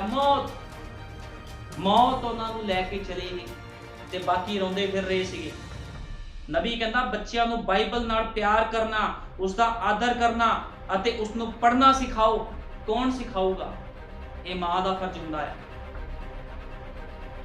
ਮੈਂ ਤੁਹਾਨੂੰ ਦੱਸਦਾ ਹਾਂ ਅੱਜ ਬਾਲ ਅਪਰਾਧਾਂ ਦੀ ਲਹਿਰ ਜਿਹੀ ਚੱਲ ਪਈ ਹੈ। ਕਹਿੰਦਾ ਬਾਲ ਅਪਰਾਧਾਂ ਦੀ ਲਹਿਰ ਚੱਲ ਪਈ ਹੈ ਸੰਸਾਰ ਦੇ ਵਿੱਚ। ਤੁਸੀਂ ਦੇਖੋ ਕਿੱਦਾਂ ਛੋਟੇ ਛੋਟੇ ਮੁੰਡੇ ਬਦਮਾਸ਼ ਬਣ ਗਏ, ਲੜਾਈਆਂ ਝਗੜੇ। ਕਿਉਂ? ਕਿਉਂਕਿ ਜੇ ਘਰੇ ਵਧੀਆ ਸਿੱਖਿਆ ਦਿੱਤੀ ਹੁੰਦੀ ਤਾਂ ਇਹੋ ਜਿਹੇ ਕੰਮ ਨਾ ਕਰਦੇ। ਔਰਤਾਂ ਨੂੰ ਆਪਣੇ ਬੱਚਿਆਂ ਲਈ ਬਾਈਬਲ ਪੜ੍ਹਨੀ ਚਾਹੀਦੀ ਹੈ। ਨਬੀ ਕਹਿੰਦਾ ਔਰਤਾਂ ਨੂੰ ਕੀ ਕਰਨਾ ਚਾਹੀਦਾ? ਆਪਣੇ ਬੱਚਿਆਂ ਲਈ ਬਾਈਬਲ ਪੜ੍ਹਨੀ ਚਾਹੀਦੀ ਹੈ। ਤੁਹਾਡੇ ਵਿੱਚੋਂ ਕੁਝ ਔਰਤਾਂ ਨੂੰ ਤਾਂ ਆਪਣੇ ਘਰ ਵਿੱਚ ਆਪਣੇ ਬੱਚਿਆਂ ਦੇ ਨਾਲ ਹੋਣਾ ਚਾਹੀਦਾ ਹੈ ਅਤੇ ਤੁਹਾਨੂੰ ਉਹਨਾਂ ਦੇ ਲਈ ਬਾਈਬਲ ਪੜ੍ਹਨੀ ਚਾਹੀਦੀ ਹੈ। ਹੁਣ ਬੱਚੇ ਬਾਈਬਲ ਨਹੀਂ ਪੜ੍ਹ ਸਕਦੇ ਤੇ ਮਾਂ ਨੂੰ ਚਾਹੀਦਾ ਉਹ ਬਾਈਬਲ ਪੜ੍ਹੇ। ਪਰ ਤੁਸੀਂ ਤਾਂ ਕੁਝ ਅਲੱਗ ਕਰਦੀਆਂ ਹੋ। ਖੁਦਾ ਨੇ ਤੁਹਾਨੂੰ ਇੱਕ ਨੌਕਰੀ ਦਿੱਤੀ ਹੈ, ਉਹ ਹੈ ਕਿ ਤੁਸੀਂ ਉਹਨਾਂ ਬੱਚਿਆਂ ਦੀ ਦੇਖਭਾਲ ਕਰੋ, ਤੁਸੀਂ ਉਹਨਾਂ ਨੂੰ ਖੁਦਾ ਦੀਆਂ ਗੱਲਾਂ ਸਿਖਾਓ। ਭਾਈ ਬ੍ਰਾਨਮ ਕਹਿੰਦੇ ਮਾਂ ਨੂੰ ਇੱਕ ਨੌਕਰੀ ਦਿੱਤੀ ਆ, ਉਹ ਬੱਚਿਆਂ ਨੂੰ ਵਧੀਆ ਸਿੱਖਿਆ ਦੇਵੇ, ਉਹਨਾਂ ਨੂੰ ਬਾਈਬਲ ਪੜ੍ਹਨੀ ਸਿਖਾਵੇ, ਕਿਉਂਕਿ ਮਾਂ ਨੂੰ ਇੱਕ ਡਿਊਟੀ ਦਿੱਤੀ ਗਈ ਹੈ। ਨਬੀ ਕਹਿੰਦਾ ਬਾਈਬਲ ਦੇ ਵਿੱਚ 4 ਇੰਜੀਲਾਂ ਹਨ, ਮੱਤੀ, ਮਰਕੁਸ, ਲੂਕਾ ਤੇ ਯਹੂਨਾ। ਲੇਕਿਨ ਭਾਈ ਬ੍ਰਾਨਮ ਨੇ ਕਿਹਾ ਮਾਂ 5ਵੀਂ ਅੰਜੀਲ ਹੈ। ਮੱਤੀ, ਮਰਕੁਸ, ਲੂਕਾ, ਯਹੂਨਾ 4 ਇੰਜੀਲਾਂ ਤੇ 5ਵੀਂ ਅੰਜੀਲ ਮਾਂ ਹੈ। ਕਿਉਂਕਿ ਜਦੋਂ ਬੱਚਾ ਪੈਦਾ ਹੁੰਦਾ 2 ਮਹੀਨੇ ਦਾ 4 ਮਹੀਨੇ ਦਾ ਹੁੰਦਾ ਉਹ ਬਾਈਬਲ ਨਹੀਂ ਪੜ੍ਹਦਾ, ਉਹ ਮੱਤੀ, ਮਰਕੁਸ, ਲੂਕਾ, ਯਹੂਨਾ ਨਹੀਂ ਪੜ੍ਹ ਸਕਦਾ। ਲੇਕਿਨ ਮਾਂ ਉਹਨੂੰ ਪੜ੍ਹਨਾ ਸਿਖਾਉਂਦੀ ਆ, ਮਾਂ ਉਹਨੂੰ ਸਿੱਖਿਆ ਦਿੰਦੀ ਆ। ਤੇ ਸਭ ਤੋਂ ਵੱਡੀ ਸ਼ਿਕਸ਼ਕ ਜਿਹੜੀ ਹੈ, ਅਧਿਆਪਕ ਜੋ ਟੀਚਰ ਹੈ ਇਸ ਸੰਸਾਰ ਦੇ ਵਿੱਚ, ਨਬੀ ਕਹਿੰਦਾ ਉਹ ਇੱਕ ਪਵਿੱਤਰ ਆਤਮਾ ਪਾਈ ਹੋਈ ਮਾਂ ਹੈ। ਕਿਉਂਕਿ ਪਵਿੱਤਰ ਆਤਮਾ ਪਾਈ ਹੋਈ ਮਾਂ ਹੀ ਆਪਣੇ ਬੱਚਿਆਂ ਨੂੰ ਵਧੀਆ ਨਮੂਨਾ ਬਣਾ ਸਕਦੀ ਹੈ, ਸਾਰੀਆਂ ਮਾਵਾਂ ਨਹੀਂ ਬਣਾ ਸਕਦੀਆਂ। ਅੱਜ ਮਸੀਹ ਔਰਤਾਂ ਕਹਿਣ ਵੀ ਅਸੀਂ ਆਪਣੇ ਬੱਚਿਆਂ ਨੂੰ ਆਤਮਿਕ ਬਣਾ ਰਹੇ ਹਾਂ। ਜੇ ਮਾਂ ਆਤਮਿਕ ਹੋਵੇਗੀ ਤਾਂ ਹੀ ਬੱਚੇ ਆਤਮਿਕ ਹੋਣਗੇ। ਜੇ ਮਾਂ ਕਿਲੋ ਲਿਪਸਟਿਕ ਲਾ ਕੇ ਘੁੰਮ ਰਹੀ ਆ, ਪੈਂਟਾਂ ਪਾ ਕੇ ਮਾਂ ਘੁੰਮ ਰਹੀ ਆ, ਤੇ ਉਹਦੀ ਬੇੜੀਆਂ ਕੀ ਕਰਨਗੀਆਂ? ਉਹ ਵੀ ਪੈਂਟਾਂ ਹੀ ਪਾਣਗੀਆਂ, ਉਹ ਵੀ ਲਿਪਸਟਿਕਾਂ ਲਗਾਣਗੀਆਂ, ਉਹ ਵੀ ਹਰਾਮਕਾਰੀਆਂ ਕਰਨਗੀਆਂ। ਕਿਉਂਕਿ ਨਬੀ ਕਹਿੰਦਾ ਜਿੱਦਾਂ ਦੀ ਉਹਦੀ ਮਾਂ ਉਦਾਂ ਦੇ ਉਹਦੇ ਬੱਚੇ। ਜੇ ਮਾਂ ਵਚਨ ਦੇ ਵਿੱਚ ਭਰੀ ਹੋਈ ਆ, ਪਵਿੱਤਰ ਆਤਮਾ ਦੇ ਨਾਲ ਭਰੀ ਹੋਈ ਆ, ਸਿੰਪਲ ਸਧਾਰਨ ਕੱਪੜੇ ਪਾਉਂਦੀ ਆ, ਤੇ ਬੱਚੇ ਵੀ ਉਸੇ ਤਰ੍ਹਾਂ ਕਰਨਗੇ, ਉਹਦੀਆਂ ਬੇਟੀਆਂ ਵੀ ਉਸੇ ਤਰ੍ਹਾਂ ਕਰਨਗੀਆਂ। ਲੇਕਿਨ ਜੇ ਮਾਂ ਹੀ ਇਜਬਲ ਬਣੀ ਫਿਰਦੀ ਆ, ਅੱਜ ਤੁਸੀਂ ਦੇਖੋ ਮਸੀਹ ਔਰਤਾਂ ਨੂੰ ਇਜਬਲਾਂ ਵਾਂਗੂ ਤੁਰੀਆਂ ਫਿਰਦੀਆਂ ਹਨ, ਤੇ ਉਹਨਾਂ ਦੀ ਬੇਟੀਆਂ ਵੀ ਤਾਂ ਫਿਰ ਇਜਬਲ ਹੀ ਹਨ। ਜੇ ਉਹਨਾਂ ਦੀ ਮਾਂ ਇਜਬਲ ਬਣੀ ਫਿਰਦੀ ਹੈ, ਪਿਓ ਹਾਬ ਬਣਿਆ ਫਿਰਦਾ, ਤੇ ਬੱਚੇ ਵੀ ਉਸੇ ਤਰ੍ਹਾਂ ਦੇ ਹੋਣਗੇ ਫਿਰ। ਕਿਉਂਕਿ ਇਹ ਇੱਕ ਕੋੜੀ ਸੱਚਾਈ ਹੈ। ਹੋ ਸਕਦਾ ਹੈ ਲੋਕਾਂ ਨੂੰ ਇਹ ਗੱਲਾਂ ਚੁਭਦੀਆਂ ਹੋਣ, ਲੇਕਿਨ ਇੱਕ ਸੱਚਾਈ ਆ। ਜੋ ਕੁਝ ਖੁਦਾ ਦਾ ਵਚਨ ਕਹਿੰਦਾ ਸੱਚ ਤੇ ਆਮੀਨ ਹੈ।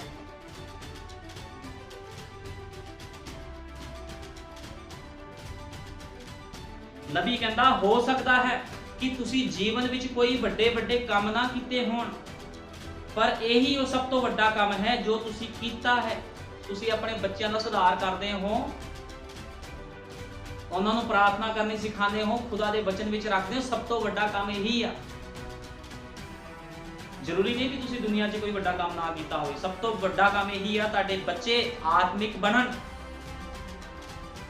ਮੈਂ ਇਸ ਗੱਲ ਦੀ ਪਰਵਾਹ ਨਹੀਂ ਕਰਦਾ ਹਾਂ ਕਿ ਬੱਚੀ ਦੀ ਦੇਖਭਾਲ ਕਿੰਨੇ ਵਧੀਆ ਘਰ ਵਿੱਚ ਹੋਈ ਹੈ। ਭਾਈ ਬ੍ਰੈਨਮ ਨੇ ਕਿਹਾ, ਮੈਂ ਇਸ ਗੱਲ ਦੀ ਪਰਵਾਹ ਨਹੀਂ ਕਰਦਾ ਵੀ ਕਿੰਨੇ ਕੁ ਵਧੀਆ ਘਰ 'ਚ, ਅਮੀਰ ਘਰ ਦੇ ਵਿੱਚ ਉਹਦੀ ਦੇਖਭਾਲ ਹੋਈ ਹੈ ਅਤੇ ਉਸ ਨੂੰ ਚੰਗੇ ਤੇ ਭਲੇ ਕੰਮ ਕਰਨਾ ਕਿੰਨਾ ਵੱਧ ਸਿਖਾਇਆ ਗਿਆ ਹੈ। ਜੇ ਬੱਚੇ ਨੇ ਨਵੇਂ ਸਿਰੇ ਤੋਂ ਲਏ ਜਾਣ ਵਾਲੇ ਜਨਮ ਦਾ ਅਨੁਭਵ ਹਾਸਲ ਨਹੀਂ ਕੀਤਾ ਤਾਂ ਉਹ ਰਾਤ ਦਿਨ ਸੰਗੀਤ ਉਸ ਨੂੰ ਤੁਰੰਤ ਹੀ ਆਕਰਸ਼ਿਤ ਕਰ ਦੇਵੇਗਾ। ਕਹਿੰਦਾ ਜੇ ਨਵੇਂ ਜਨਮ ਦਾ ਉਹਨੂੰ ਕੁਝ ਪਤਾ ਨਹੀਂ ਹੈ, ਬੈਪਟਾਈਜ਼ ਦਾ ਉਹਨੂੰ ਕੁਝ ਨਹੀਂ ਪਤਾ ਵੀ ਨਵਾਂ ਜਨਮ ਕੀ ਹੈ, ਤੇ ਸੰਸਾਰ ਦੇ ਵਿੱਚ ਕੋਈ ਵੀ ਸੰਗੀਤ ਉਹਨੂੰ ਕੀ ਆਕਰਸ਼ਿਤ ਕਰ ਸਕਦਾ ਹੈ।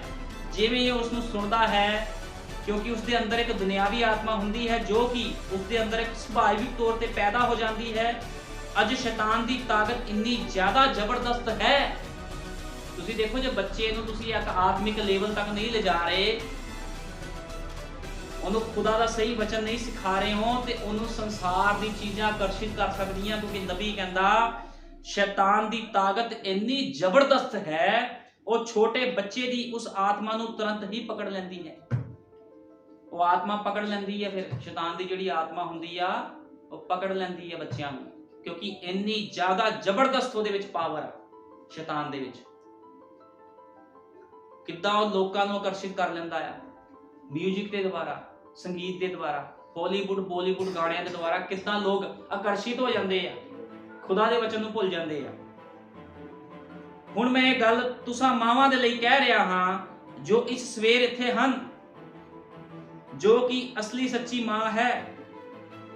ਤੁਹਾਡੇ ਵਿੱਚੋਂ ਹਰੇਕ ਅਸਲੀ ਸੱਚੀ ਮਾਂ ਰਹੀ ਹੈ, ਅਤੇ ਮੈਂ ਤੁਹਾਨੂੰ ਕੋਈ ਗੱਲ ਦੱਸਦਾ ਹਾਂ, ਖੁਦਾ ਤੁਹਾਨੂੰ ਬਰਕਤ ਦੇਵੇ। ਮੈਂ ਸੋਚਦਾ ਹਾਂ ਕਿ ਤੁਸੀਂ 5ਵੀਂ ਅੰਜੀਲ ਹੋ। ਭਾਈ ਬ੍ਰੈਨਮ ਕਹਿੰਦੇ ਮੈਂ ਤੁਹਾਨੂੰ ਇੱਕ ਗੱਲ ਦੱਸਣੀ ਚਾਹੁੰਦਾ, ਇੱਕ ਸੱਚੀ ਮਾਂ ਨੂੰ, ਵੀ ਤੁਸੀਂ 5ਵੀਂ ਅੰਜੀਲ ਹੋ। ਕਿਉਂਕਿ ਬਾਈਬਲ ਵਿੱਚ 4 ਅੰਜੀਲਾਂ ਹਨ, ਲੇਕਿਨ 5ਵੀਂ ਅੰਜੀਲ ਕੀ ਆ? ਇੱਕ ਸੱਚੀ ਪਵਿੱਤਰ ਆਤਮਾ ਪਾਈ ਹੋਈ ਮਾਂ 5ਵੀਂ ਅੰਜੀਲ ਹੈ, ਨਬੀ ਕਹਿੰਦਾ। ਹੁਣ ਮੈਂ ਤੁਹਾਨੂੰ ਦੱਸਦਾ ਹਾਂ ਕਿ ਤੁਹਾਡੇ ਬੱਚਿਆਂ ਲਈ ਉਹ ਛੋਟੀ ਛੋਟੀ ਖਾਸ ਗੱਲਾਂ ਹਨ। ਹੋ ਸਕਦਾ ਹੈ ਕਿ ਮੈਂ ਇਸ ਦਾ ਅੱਜ ਪ੍ਰਚਾਰ ਵੀ ਕਰਾਂ। ਨਬੀ ਕਹਿੰਦਾ ਹੋ ਸਕਦਾ ਵੀ ਇਸ ਦਾ ਅੱਜ ਪ੍ਰਚਾਰ ਵੀ ਕੀਤਾ ਜਾਵੇ, ਕਿਉਂਕਿ ਨਬੀ ਨੇ ਜਦੋਂ ਇਹ ਸੰਦੇਸ਼ਾਂ ਨੂੰ ਪ੍ਰਚਾਰ ਕੀਤਾ, ਉਹਨੇ ਕਿਹਾ ਇਹਨਾਂ ਗੱਲਾਂ ਨੂੰ, ਉਹਨੇ ਕਿਹਾ ਵੀ ਇੱਕ ਜਿਹੜੀ ਮਾਂ ਹੁੰਦੀ ਹੈ ਉਹ 5ਵੀਂ ਅੰਜੀਲ ਹੁੰਦੀ ਹੈ। ਇਸ ਕਰਕੇ ਮਾਂ ਦਾ ਬਹੁਤ ਵੱਡਾ ਮਹੱਤਵ ਹੈ ਇਸ ਧਰਤੀ ਦੇ ਉੱਪਰ। ਯਾਦ ਰੱਖੋ, ਜਦ ਮੂਸਾ ਇੱਕ ਛੋਟਾ ਮੁੰਡਾ ਸੀ, ਇਹ ਉਸਦੀ ਮਾਂ ਹੀ ਸੀ ਜਿਸ ਨੇ ਉਸ ਨੂੰ ਨਿਰਦੇਸ਼ ਦਿੱਤੇ ਸਨ। ਨਬੀ ਕਹਿੰਦਾ ਜਦੋਂ ਛੋਟਾ ਮੁੰਡਾ ਸੀ ਮੂਸਾ, ਕਿਹਨੇ ਸਿੱਖਿਆ ਦਿੱਤੀ ਉਹਨੂੰ? ਉਹਦੀ ਮਾਂ ਨੇ ਉਹਨੂੰ ਸਿੱਖਿਆ ਦਿੱਤੀ। ਉਹ ਇੱਕ ਧਰਮੀ ਮਾਂ ਸੀ ਜਿਸ ਨੇ ਮੂਸਾ ਨੂੰ ਆਪਣੀ ਗੋਦੀ ਵਿੱਚ ਲਿਆ ਤੇ ਉਸ ਨੂੰ ਕਿਹਾ ਮੂਸਾ। ਉਸਨੇ ਉਸ ਨੂੰ ਸਾਰੀਆਂ ਗੱਲਾਂ ਸਿਖਾਈਆਂ। ਕਿਉਂ ਸਿਖਾਈਆਂ? ਕਿਉਂਕਿ ਮੂਸਾ ਦੀ ਮਾਂ ਵੀ ਵਚਨ ਦੇ ਵਿੱਚ ਚੱਲਦੀ ਸੀ, ਉਹ ਸਰੀਰਕ ਨਹੀਂ ਸੀ। ਉਸਨੇ ਉਸ ਨੂੰ ਸਾਰੀਆਂ ਗੱਲਾਂ ਸਿਖਾਈਆਂ। ਉਹ ਉਸਦੀ ਸਿੱਖਿਅਕ ਸੀ, ਅਤੇ ਜਾਂ ਉਹ ਫਿਰੌਨ ਦੀ ਦੇਖ ਰੇਖ ਵੀ ਸੀ, ਉਸਦੀ ਉਸਾਸ ਸੀ। ਕਹਿੰਦਾ ਨਬੀ ਕਹਿੰਦਾ ਜਦੋਂ ਫਿਰੌਨ ਦੀ ਦੇਖ ਰੇਖ ਦੇ ਵਿੱਚ ਮੂਸਾ ਸੀ, ਤੇ ਉਹਨੂੰ ਸਿੱਖਿਆ ਦੇਣ ਵਾਲਾ ਕੌਣ ਸੀ? ਫਿਰੌਨ ਨਹੀਂ ਸੀ ਉਹਨੂੰ ਸਿੱਖਿਆ ਦੇਣ ਵਾਲਾ। ਮੂਸਾ ਫਿਰੌਨ ਦੀ ਦੇਖ ਰੇਖ ਦੇ ਵਿੱਚ ਤਾਂ ਸੀ, ਤੇ ਲੇਕਿਨ ਉਹਨੂੰ ਸਿੱਖਿਆ ਦੇਣ ਵਾਲਾ ਕੌਣ ਸੀ? ਉਸਦੀ ਮਾਂ ਸੀ, ਮੂਸਾ ਦੀ ਮਾਂ। ਅਤੇ ਕਿਹਾ, ਹੁਣ ਇਹ ਚੀਜ਼ਾਂ ਕਿਹਾ, ਮੂਸਾ ਤੂੰ ਕਿਸੇ ਦਿਨ ਇਜ਼ਰਾਈਲ ਦੇ ਬੱਚਿਆਂ ਨੂੰ ਛੁਡਾਉਣ ਜਾ ਰਿਹਾ ਹੈ। ਤੂੰ ਹੀ ਉਹ ਲੜਕਾ ਹੈ जिसनों खुदा ने बुलाया है, तू अपने आप ਨੂੰ ਇਸ ਸੰਸਾਰ ਨਾਲੋਂ ਪਾਕ ਸਾਫ ਰੱਖੀ, ਕਿਉਂਕਿ ਤੂੰ ਹੀ ਉਹ ਹੈ। ਉਹਦੀ ਮਾਂ ਨੇ ਕੀ ਕਿਹਾ ਵੀ ਤੈਨੂੰ ਖੁਦਾ ਨੇ ਕਿਸੇ ਖਾਸ ਮਕਸਦ ਦੇ ਲਈ ਭੇਜਿਆ ਆ, ਤੂੰ ਆਪਣੇ ਆਪ ਨੂੰ ਪਾਕ ਸਾਫ ਰੱਖਣਾ। ਤੇ ਪਵਿੱਤਰ ਆਤਮਾ ਪਾਈਆਂ ਹੋਈਆਂ ਮਾਵਾਂ ਵੀ ਅੱਜ ਕੀ ਕਰ ਰਹੀਆਂ ਹਨ, ਆਪਣੇ ਬੱਚਿਆਂ ਨੂੰ ਕਹਿੰਦੀਆਂ ਹਨ ਤੁਸੀਂ ਸੰਸਾਰ ਵਾਲੇ ਕੰਮ ਨਹੀਂ ਕਰਨੇ। ਤੁਸੀਂ ਦੇਖੋ ਮਸੀਹ ਲੋਕਾਂ ਦੇ ਘਰੇ ਜਾਓ, ਕਿੱਦਾਂ ਹਰਾਮਕਾਰੀਆਂ, ਡੀਜੇ, ਭੰਗੜੇ, ਫਿਰ ਉਹ ਕਹਿੰਦੇ ਅਸੀਂ ਮਸੀਹ ਆ, ਤੇ ਸ਼ੈਤਾਨੀ ਗਾਣਿਆਂ ਤੇ ਭੰਗੜੇ ਗੱਲ ਹੀ ਪੈਂਦੇ ਆ, ਫਿਰ ਤੁਸੀਂ ਮਸੀਹ ਹੋ। ਤੇ ਇਹ ਲੋਕ ਮਸੀਹ ਨਹੀਂ ਹਨ, ਇਹ ਲੋਕ ਨਾਮਧਾਰੀਏ ਹਨ। ਨਾਮਧਾਰੀ ਉਹਨੂੰ ਕਿਹਾ ਜਾਂਦਾ ਜਿਹੜਾ ਮਸੀਹ ਨੂੰ ਸਿਰਫ ਇਸਤੇਮਾਲ ਕਰਦਾ।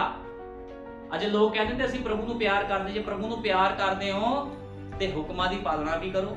ਲੇਕਿਨ ਦੇਖੋ ਮਸੀਹ ਲੋਕਾਂ ਦੇ ਘਰ ਕਿੱਦਾਂ ਗੰਦਗੀ ਚੱਲਦੀ ਹੈ, ਕਿਉਂਕਿ ਉਹ ਲੋਕ ਮਸੀਹ ਨਹੀਂ ਹਨ, ਉਹ ਲੋਕ ਨਾਮਧਾਰੀਏ, ਸਿਰਫ ਨਾਮ ਨੂੰ ਧਾਰਿਆ ਹੋਇਆ ਉਹਨਾਂ ਲੋਕਾਂ ਨੇ। ਅਸੀਂ ਅਜਿਹੀ ਕੋਈ ਥਾਂ ਨਹੀਂ ਜਾਣਦੇ ਜਿੱਥੇ ਉਹ ਇਹਨਾਂ ਗੱਲਾਂ ਨੂੰ ਸਿੱਖਣ ਲਈ ਅਤੇ ਸਿੱਖਿਆ ਲੈਣ ਲਈ ਕਦੇ ਗਿਆ ਹੋਵੇ। ਨਬੀ ਕਹਿੰਦਾ ਮੂਸਾ ਕਦੇ ਵੀ ਕੋਈ ਸਿੱਖਿਆ ਲੈਣ ਲਈ ਕਿਸੇ ਸਥਾਨ ਵਿੱਚ ਨਹੀਂ ਗਿਆ, ਉਹ ਤਾਂ ਫਿਰੌਨ ਦੇ ਮਹਿਲ ਵਿੱਚ ਹੀ ਰਹਿੰਦਾ ਸੀ, ਜੋ ਕਿ ਇੱਕ ਘਰ ਪਰਿਵਾਰ ਮੂਰਤੀ ਪੂਜਕ ਸੀ। ਨਬੀ ਕਹਿੰਦਾ ਉਹ ਘਰ ਪਰਿਵਾਰ ਕੀ ਸੀ? ਮੂਰਤੀ ਪੂਜਕ ਸੀ। ਉੱਥੇ ਮੂਸਾ ਰਹਿੰਦਾ ਸੀ, ਪਰ ਉਸਦੀ ਮਾਂ ਨੇ ਉਸਨੂੰ ਸਿੱਖਿਆ ਦਿੱਤੀ। ਕਿਹਨੇ ਸਿੱਖਿਆ ਦਿੱਤੀ? ਮਾਂ ਨੇ। ਇਸ ਕਰਕੇ ਨਬੀ ਕਹਿੰਦਾ ਮਾਂ ਦਾ ਉਹਦਾ ਬਹੁਤ ਵੱਡਾ ਆ। ਕਿਹੜੀ ਮਾਂ ਦਾ? ਮਾਵਾਂ ਤਾਂ ਬਹੁਤ ਹਨ, ਪੂਰੇ ਸੰਸਾਰ, ਪੂਰੇ ਵਰਲਡ 'ਚ ਮਾਵਾਂ ਹਨ, ਲੇਕਿਨ ਕਿਹੜੀ ਮਾਂ ਦਾ ਉਹਦਾ ਵੱਡਾ ਹੈ? ਜਿਹਦੇ ਕੋਲ ਪਵਿੱਤਰ ਆਤਮਾ ਹੈ, ਉਹੀ ਮਾਂ ਹੁੰਦੀ ਅਸਲੀ। ਜਿਹੜੀ ਪਵਿੱਤਰ ਆਤਮਾ ਤੋਂ ਖਾਲੀ ਉਹ ਮਾਂ ਨਹੀਂ ਹੁੰਦੀ ਕਦੇ ਵੀ। ਇਸ ਗੱਲ ਨੂੰ ਯਾਦ ਰੱਖਣਾ। ਬੜੇ ਲੋਕਾਂ ਨੇ ਇਸ ਗੱਲ ਤੋਂ ਠੋਕਰ ਖਾਣੀ ਆ, ਲੇਕਿਨ ਇਹ ਸੱਚਾਈ ਹੈ, ਇਹ ਆਮੀਨ ਹੈ ਗੱਲ ਜੋ ਮੈਂ ਕਹਿ ਰਿਹਾ। ਮਾਂ ਉਹੀ ਹੁੰਦੀ ਜਿਹਦੇ ਕੋਲ ਪਵਿੱਤਰ ਆਤਮਾ ਹੈ, ਕਿਉਂਕਿ ਉਹ ਆਪਣੇ ਬੱਚਿਆਂ ਨੂੰ ਸੰਸਾਰ ਵਿੱਚ ਨਹੀਂ ਜਾਣ ਦਿੰਦੀ। ਉਕਾਬ ਮਾਂ ਆਪਣੇ ਬੱਚਿਆਂ ਨੂੰ ਆਪਣੇ ਖੰਭਾਂ ਦੇ ਹੇਠ ਲੁਕਾ ਕੇ ਰੱਖਦੀ ਹੈ। ਉਹ ਇੱਕ ਅਸਲੀ ਸੱਚੀ ਮਾਂ ਸੀ। ਉਸਨੇ ਹੀ ਉਸਨੂੰ ਯਹੋਵਾ ਦੇ ਹੁਕਮ ਸਿਖਾਏ। ਕਿਹਨੇ ਸਿਖਾਏ? ਮੂਸਾ ਦੀ ਮਾਂ ਨੇ ਯਹੋਵਾ ਦੇ ਹੁਕਮ ਮੂਸਾ ਨੂੰ ਸਿਖਾਏ ਸੀ। ਉਸਨੇ ਉਸਨੂੰ ਦੱਸਿਆ ਸੀ ਕਿ ਜ਼ਰੂਰ ਕਿਵੇਂ ਪਵਿੱਤਰ ਰਹਿਣਾ ਚਾਹੀਦਾ ਹੈ। ਉਸਨੇ ਉਸਨੂੰ ਦੱਸਿਆ ਸੀ ਕਿ ਜੀਵਨ ਵਿੱਚ ਕਿਵੇਂ ਜੀਉਣਾ ਚਾਹੀਦਾ ਹੈ। ਉਸਨੇ ਉਸਨੂੰ ਇਹ ਵੀ ਦੱਸਿਆ ਸੀ ਕਿ ਖੁਦਾ ਉਸਦੇ ਨਾਲ ਕੀ ਕੀ ਕਰੇਗਾ ਅਤੇ ਉਸਨੇ ਕੀ ਕੀ ਕਰਨਾ ਚਾਹੀਦਾ ਹੈ। ਅਤੇ ਇਹ ਸਾਰੀਆਂ ਗੱਲਾਂ ਮੂਸਾ ਦੇ ਜੀਵਨ ਪਰ ਉਸਦੇ ਨਾਲ ਬਣੀਆਂ ਰਹੀਆਂ। ਕਿਹਦੇ ਦੁਆਰਾ? ਮਾਂ ਦੇ ਦੁਆਰਾ। ਇਸ ਕਰਕੇ ਸਾਡੇ ਯੁੱਗ ਦੇ ਨਬੀ ਨੇ ਮਾਂ ਦੇ ਉੱਪਰ ਪ੍ਰਚਾਰ ਕੀਤਾ ਵੀ ਇੱਕ ਮਾਂ ਕੀ ਹੁੰਦੀ ਆ। ਲੋਕੀ ਮਦਰ ਡੇ ਮਨਾਉਂਦੇ ਆ ਇੱਕ ਦਿਨ ਵਾਲਾ, ਲੇਕਿਨ ਜੇ ਪਵਿੱਤਰ ਆਤਮਾ ਪਾਈ ਹੋਈ ਇੱਕ ਮਾਂ ਆਪਣੇ ਬੱਚਿਆਂ ਨੂੰ ਵਧੀਆ ਸਿੱਖਿਆ ਦਿੰਦੀ ਹੈ ਤੇ ਰੋਜ਼ ਮਦਰ ਡੇ ਹੈ। ਰੋਜ਼ ਹੀ ਫਿਰ ਮਾਂ ਦਾ ਦਿਨ ਹੁੰਦਾ, ਕਿਉਂਕਿ ਮਾਂ ਹੀ ਸਿੱਖਿਅਕ ਹੁੰਦੀ ਹੈ ਅਸਲੀ। ਭਾਈ ਬ੍ਰੈਨਮ ਨੇ ਕਿਹਾ ਔਰਤਾਂ ਪ੍ਰਚਾਰ ਨਹੀਂ ਕਰ ਸਕਦੀਆਂ ਪੁਲਪਟ ਤੇ ਖੜ ਕੇ, ਉਹਨੂੰ ਅਧਿਕਾਰ ਨਹੀਂ ਆ, ਲੇਕਿਨ ਉਹ ਆਪਣੇ ਘਰ ਦੇ ਵਿੱਚ ਆਪਣੇ ਬੱਚਿਆਂ ਦੇ ਉੱਪਰ ਪ੍ਰਚਾਰਕ ਹੈ। ਉਹ ਆਪਣੇ ਬੱਚਿਆਂ ਨੂੰ ਸਿਖਾ ਸਕਦੀ, ਉਹ ਆਪਣੇ ਬੱਚਿਆਂ ਦੀ ਪਾਸਟਰ ਹੁੰਦੀ ਆ ਮਾਂ। ਸਿਰਫ ਉਹ ਪੁਲਪਟ ਤੇ ਪ੍ਰਚਾਰ ਨਹੀਂ ਕਰ ਸਕਦੀ, ਆਪਣੇ ਘਰ ਦੇ ਵਿੱਚ ਆਪਣੇ ਬੱਚਿਆਂ ਦੇ ਉੱਪਰ ਉਹ ਪਾਸਟਰ ਹੈ, ਆਪਣੇ ਬੱਚਿਆਂ ਨੂੰ ਸਿੱਖਿਆ ਦਿੰਦੀ ਆ। ਕਿਉਂਕਿ ਬੱਚੇ ਜਦੋਂ ਛੋਟੇ ਹੁੰਦੇ ਉਹ ਪਾਸਟਰ ਦੀ ਗੱਲਾਂ ਨੂੰ ਨਹੀਂ ਸਮਝ ਪਾਉਂਦੇ ਕਿ ਪਾਸਟਰ ਕੀ ਗੱਲਾਂ ਕਰ ਰਿਹਾ, ਲੇਕਿਨ ਉਹ ਆਪਣੇ ਬੱਚੇ ਕੀ ਕਰਦੇ ਹਨ? ਮਾਂ ਦੀ ਗੱਲਾਂ ਨੂੰ ਜਲਦੀ ਸਮਝ ਆਉਂਦੇ ਹਨ। ਇਸ ਕਰਕੇ ਮਾਂ ਘਰ ਦੇ ਵਿੱਚ ਪਾਸਟਰ ਆ, ਨਬੀ ਕਹਿੰਦਾ। ਅਤੇ ਕਦੇ ਵੀ ਉਹ ਭਲੀ ਸੱਚੀ ਅਸਲੀ ਮਾਂ, ਵਫਾਦਾਰ ਮਾਂ ਆਪਣੇ ਨਿੱਕੇ ਨਿੱਕੇ ਬੱਚਿਆਂ ਨੂੰ ਫਿਲਮੀ ਸ਼ੋਅ ਅਤੇ ਨਾਚ ਅਤੇ ਅਜਿਹੇ ਹੋਰ ਕੰਮਾਂ ਲਈ ਭੇਜਣ ਦੀ ਬਜਾਏ ਉਹਨਾਂ ਨੂੰ ਆਪਣੀ ਗੋਦ ਵਿੱਚ ਬਿਠਾਵੇਗੀ ਅਤੇ ਉਹਨਾਂ ਨੂੰ ਪ੍ਰਭੂ ਯੀਸ਼ੂ ਮਸੀਹ ਬਾਰੇ ਸਿਖਾਵੇਗੀ। ਹੁਣ ਮੈਂ ਨਹੀਂ ਇਹ ਗੱਲਾਂ ਨੂੰ ਕਹਿ ਰਿਹਾ, ਸਾਡੇ ਯੁੱਗ ਦਾ ਨਬੀ ਇਸ ਗੱਲਾਂ ਨੂੰ ਕਹਿ ਰਿਹਾ, ਖੁਦਾ ਦਾ ਮੂੰਹ ਇਸ ਗੱਲਾਂ ਨੂੰ ਕਹਿ ਰਿਹਾ ਆ ਵੀ ਇੱਕ ਪਵਿੱਤਰ ਆਤਮਾ ਪਾਈ ਹੋਈ ਮਾਂ ਕੀ ਕਰਦੀ ਆ। ਇੱਕ ਸੱਚੀ ਅਸਲੀ ਮਾਂ, ਵਫਾਦਾਰ ਮਾਂ ਕੀ ਕਰਦੀ ਆ? ਆਪਣੇ ਬੱਚਿਆਂ ਨੂੰ ਫਿਲਮੀ ਸ਼ੋਅ ਨਹੀਂ ਦਿਖਾਉਂਦੀ, ਭੰਗੜੇ ਨਹੀਂ ਪਾਉਂਦੀ ਵੀ ਨੱਚੋ ਜਾ ਕੇ, ਮਾਮੇ ਤਾਏ ਚਾਚਿਆਂ ਚਲ ਗਏ, ਵਿਆਹ ਤੇ ਚਲ ਗਏ, ਜਨਮ ਦਿਨਾਂ ਚਲ ਗਏ, ਜਾ ਕੇ ਭੰਗੜੇ ਪਾਓ। ਇਹ ਇੱਕ ਆਤਮਿਕ ਮਾਂ ਨਹੀਂ ਕਰਦੀ। ਸਰੀਰ ਨਾਲ ਭਰੀ ਹੋਈ ਔਰਤ ਇਹ ਕੰਮ ਕਰਦੀ ਹੈ। ਅਸਲੀ ਮਾਂ ਕੀ ਕਰਦੀ ਹੈ? ਉਸਨੂੰ ਪ੍ਰਭੂ ਯੀਸ਼ੂ ਮਸੀਹ ਬਾਰੇ ਸਿਖਾਵੇਗੀ। ਨਬੀ ਕਹਿੰਦਾ ਅਸਲੀ ਮਾਂ ਬੱਚੇ ਨੂੰ ਪ੍ਰਭੂ ਯੀਸ਼ੂ ਮਸੀਹ ਬਾਰੇ ਸਿਖਾਵੇਗੀ। ਤੇ ਨਬੀ ਕਹਿੰਦਾ ਇਹ ਬਹੁਤ ਹੀ ਬੁਰੀ ਗੱਲ ਹੈ। ਅੱਜ ਮਾਵਾਂ ਆਪਣੇ ਬੱਚਿਆਂ ਨੂੰ ਲੈ ਕੇ ਉਹਨਾਂ ਨੂੰ ਬਾਈਬਲ ਦੀ ਕਹਾਣੀਆਂ ਨਹੀਂ ਸੁਣਾਉਂਦੀਆਂ ਹਨ। ਨਬੀ ਕਹਿ ਰਿਹਾ ਇਹ ਬਹੁਤ ਬੁਰੀ ਗੱਲ ਆ। ਮਾਵਾਂ ਆਪਣੇ ਬੱਚਿਆਂ ਨੂੰ ਬਾਈਬਲ ਦੀ ਕਹਾਣੀਆਂ ਨਹੀਂ ਸੁਣਾ ਰਹੀ ਵੀ ਬਾਈਬਲ ਵਿੱਚ ਦਾਊਦ ਨੇ ਕੀ ਕੀਤਾ ਸੀ, ਸੈਮੂਅਲ ਨੇ ਕੀ ਕੀਤਾ ਸੀਗਾ, ਇਹ ਨਹੀਂ ਸਿਖਾ ਰਹੀਆਂ। ਮੁਸ਼ਕਿਲ ਨਾਲ ਹੀ ਕੋਈ ਪਾਸਟਰ ਮਿਲਦਾ ਹੈ ਜੋ ਅਜਿਹਾ ਕਰੇਗਾ। ਇਹ ਤਾਂ ਇਕੱਲੀ ਮਾਂ ਨੂੰ ਕਰਨਾ ਚਾਹੀਦਾ ਹੈ। ਕਹਿੰਦਾ ਮੁਸ਼ਕਿਲ ਨਾਲ ਹੀ ਆ ਕੋਈ ਇਹੋ ਜਿਹਾ ਪਾਸਟਰ ਮਿਲੇ ਜੋ ਤੁਹਾਨੂੰ ਵਧੀਆ ਸਿੱਖਿਆ ਦੇਵੇ, ਲੇਕਿਨ ਨਬੀ ਕਹਿੰਦਾ ਇਹ ਤਾਂ ਮਾਂ ਨੂੰ ਹੀ ਕਰਨਾ ਚਾਹੀਦਾ ਹੈ। ਮੈਂ ਸੋਚਦਾ ਹਾਂ ਕਿ 5 ਅੰਜੀਲਾਂ ਹਨ, ਤੁਸੀਂ ਤਾਂ ਸਿਰਫ ਉਹਨਾਂ 4 ਅੰਜੀਲਾਂ ਨੂੰ ਹੀ ਜਾਣਦੇ ਹੋ ਜੋ ਬਾਈਬਲ ਵਿੱਚ ਹਨ, ਪਰ ਇਹ 5 ਅੰਜੀਲਾਂ ਹਨ, ਮੱਤੀ, ਮਰਕੁਸ, ਲੂਕਾ, ਯਹੂਨਾ ਅਤੇ ਮਾਂ। 5 ਅੰਜੀਲਾਂ ਹਨ। ਭਾਈ ਬ੍ਰਾਹਮ ਨੇ ਕਿਹਾ ਮਾਂ ਉਹਨਾਂ ਨੂੰ ਉਦੋਂ ਸਿੱਖਿਆ ਦਿੰਦੀ ਹੈ ਜਦੋਂ ਉਹ ਛੋਟੇ ਛੋਟੇ ਬੱਚੇ ਹੁੰਦੇ ਹਨ। ਨਬੀ ਕਹਿੰਦਾ ਮਾਂ ਉਦੋਂ ਸਿੱਖਿਆ ਦਿੰਦੀ ਜਦੋਂ ਛੋਟੇ ਛੋਟੇ ਬੱਚੇ ਹੁੰਦੇ ਹਨ। ਕਿਹੜੀ ਮਾਂ? ਜਿਹਦੇ ਕੋਲ ਪਵਿੱਤਰ ਆਤਮਾ ਹੈ। ਇਸ ਲਈ ਮਾਂ ਨੂੰ ਚਾਹੀਦਾ ਹੈ ਕਿ ਉਹ ਉਹਨਾਂ ਨੂੰ ਉਦੋਂ ਹੀ ਸਿਖਾਉਣਾ ਸ਼ੁਰੂ ਕਰ ਦੇਣ, ਇਸ ਤੋਂ ਪਹਿਲਾਂ ਕਿ ਉਹ ਮੱਤੀ, ਮਰਕੁਸ, ਲੂਕਾ, ਯਹੂਨਾ ਬਾਰੇ ਕੁਝ ਜਾਣਨ। ਕਿੰਨੀ ਵੱਡੀ ਤੇ ਮਹਾਨ ਗੱਲ ਸਾਡੇ ਯੁੱਗ ਦੇ ਨਬੀ ਨੇ ਕਹੀ। ਉਹ ਕਹਿੰਦਾ ਮਾਂ ਨੂੰ ਚਾਹੀਦਾ ਆ ਬੱਚਿਆਂ ਨੂੰ ਉਦੋਂ ਹੀ ਸਿਖਾਉਣਾ ਸ਼ੁਰੂ ਕਰ ਦੇਵੇ, ਇਸ ਤੋਂ ਪਹਿਲਾਂ ਕਿ ਉਹ ਵੱਡੇ ਹੋਣ, ਬਾਈਬਲ ਪੜ੍ਹਨ, ਮੱਤੀ, ਮਰਕੁਸ, ਲੂਕਾ, ਯਹੂਨਾ ਨੂੰ ਪੜ੍ਹਨ। ਉਸ ਤੋਂ ਪਹਿਲਾਂ ਤੁਸੀਂ ਉਹਨਾਂ ਨੂੰ ਵਚਨ ਦੀ ਸਿੱਖਿਆ ਦੇਣੀ ਸ਼ੁਰੂ ਕਰ ਦਿਓ। ਅਤੇ ਜੇ ਮਾਵਾਂ ਨੇ ਬੱਚਿਆਂ ਦੇ ਨਾਲ ਖੁਦਾ ਦੇ ਬਾਰੇ ਗੱਲਾਂ ਕਰਨ ਵਿੱਚ ਅਤੇ ਉਹਨਾਂ ਦੇ ਲਈ ਪ੍ਰਾਰਥਨਾ ਕਰਨ ਵਿੱਚ ਜ਼ਿਆਦਾ ਸਮਾਂ ਬਿਤਾਇਆ ਹੁੰਦਾ ਤਾਂ ਸਾਡੇ ਕੋਲ ਬਾਲ ਅਪਰਾਧ ਘੱਟ ਹੋਣੇ ਸਨ। ਪਹਿਲੀ ਗੱਲ ਇਹ ਹੈ ਕਿ ਬਾਲ ਅਪਰਾਧ ਹੋਣ ਤੋਂ ਪਹਿਲਾਂ ਮਾਂ-ਬਾਪ ਵਾਲੇ ਅਪਰਾਧ ਹੁੰਦੇ ਹਨ। ਕਹਿੰਦਾ ਬਾਲ ਅਪਰਾਧ ਹੋਣ ਇਸ ਤੋਂ ਪਹਿਲਾਂ ਮਾਂ-ਪਿਓ ਵਾਲੇ ਅਪਰਾਧ ਹੁੰਦੇ ਹਨ। ਮਾਂ-ਪਿਓ ਵਧੀਆ ਸਿੱਖਿਆ ਦੇ ਵਿੱਚ ਨਹੀਂ ਹੁੰਦੇ ਤੇ ਇਸ ਕਰਕੇ ਉਹਨਾਂ ਦੇ ਬੱਚੇ ਵੀ ਉਹਨਾਂ ਦੇ ਬਣ ਜਾਂਦੇ ਆ। ਅੱਜ ਲੋਕੀ ਕਹਿੰਦੇ ਮੈਂ ਬੱਚੇ ਨੂੰ ਪਾਲਿਆ, ਮੈਂ ਬੱਚਿਆਂ ਨੂੰ ਪੋਸਿਆ। ਤੁਸੀਂ ਤਾਂ ਪਰਵਰਿਸ਼ ਕੀਤੀ ਹੈ, ਸਿੱਖਿਆ ਥੋੜੀ ਦਿੱਤੀ ਹੈ। ਜੇ ਸਿੱਖਿਆ ਦਿੱਤੀ ਹੁੰਦੀ ਤੇ ਬੱਚੇ ਅੱਜ ਮਾਂ-ਪਿਓ ਦਾ ਆਦਰ ਕਰਦੇ ਹੁੰਦੇ, ਧੱਕੇ ਨਾ ਮਾਰਦੇ, ਮਾਰ ਕੁੱਟ ਨਾ ਕਰਦੇ, ਕਿਉਂਕਿ ਸਿੱਖਿਆ ਹੀ ਨਹੀਂ ਦਿੱਤੀ। ਗਲਤੀ ਕਿਹਦੀ ਆ? ਬੱਚਿਆਂ ਦੀ ਗਲਤੀ ਨਹੀਂ ਆ। ਗਲਤੀ ਉਹਨਾਂ ਮਾਵਾਂ ਦੀ ਆ ਜਿਨ੍ਹਾਂ ਨੇ ਡਾਂਗ ਨਹੀਂ ਚੱਕੀ। ਵਚਨ ਦੀ ਡਾਂਗ ਚੱਕ ਕੇ ਭਰਾਈ ਹੁੰਦੀ ਤਾਂ ਕਿ ਬੱਚੇ ਨਾ ਸੁਧਰ ਜਾਂਦੇ। ਫਿਰ ਲੋਕ ਕਹਿੰਦੇ ਸਾਡੇ ਪਰਿਵਾਰ ਦੇ ਵਿੱਚ ਸਾਡੇ ਨਾਲ ਏਦਾਂ ਹੋ ਗਿਆ, ਸਾਡੇ ਨਾਲ ਉਦਾਂ ਹੋ ਗਿਆ। ਗਲਤੀ ਕਿਹਦੀ ਆ? ਗਲਤੀ ਖੁਦ ਉਹਨਾਂ ਮਾਂ-ਪਿਓਾਂ ਦੀ ਆ ਜਿਨ੍ਹਾਂ ਨੇ ਆਪਣੇ ਬੱਚਿਆਂ ਨੂੰ ਸਰੀਰਕ ਬਣਾਇਆ, ਕਿਉਂਕਿ ਖੁਦ ਸਰੀਰਕ ਸੀ। ਤੇ ਜੋ ਤੁਸੀਂ ਬੀਜਿਆ ਸੋਈ ਤੁਸੀਂ ਵੱਢ ਰਹੇ ਹੋ। ਕਿਉਂਕਿ ਖੁਦਾ ਦਾ ਵਚਨ ਸਾਫ਼ ਤੇ ਸਪਸ਼ਟ ਕਹਿੰਦਾ ਜੋ ਤੁਸੀਂ ਧਰਤੀ ਤੇ ਬੀਜੋਗੇ ਸੋਈ ਉਹ ਤੁਸੀਂ ਵੱਢੋਗੇ ਵੀ।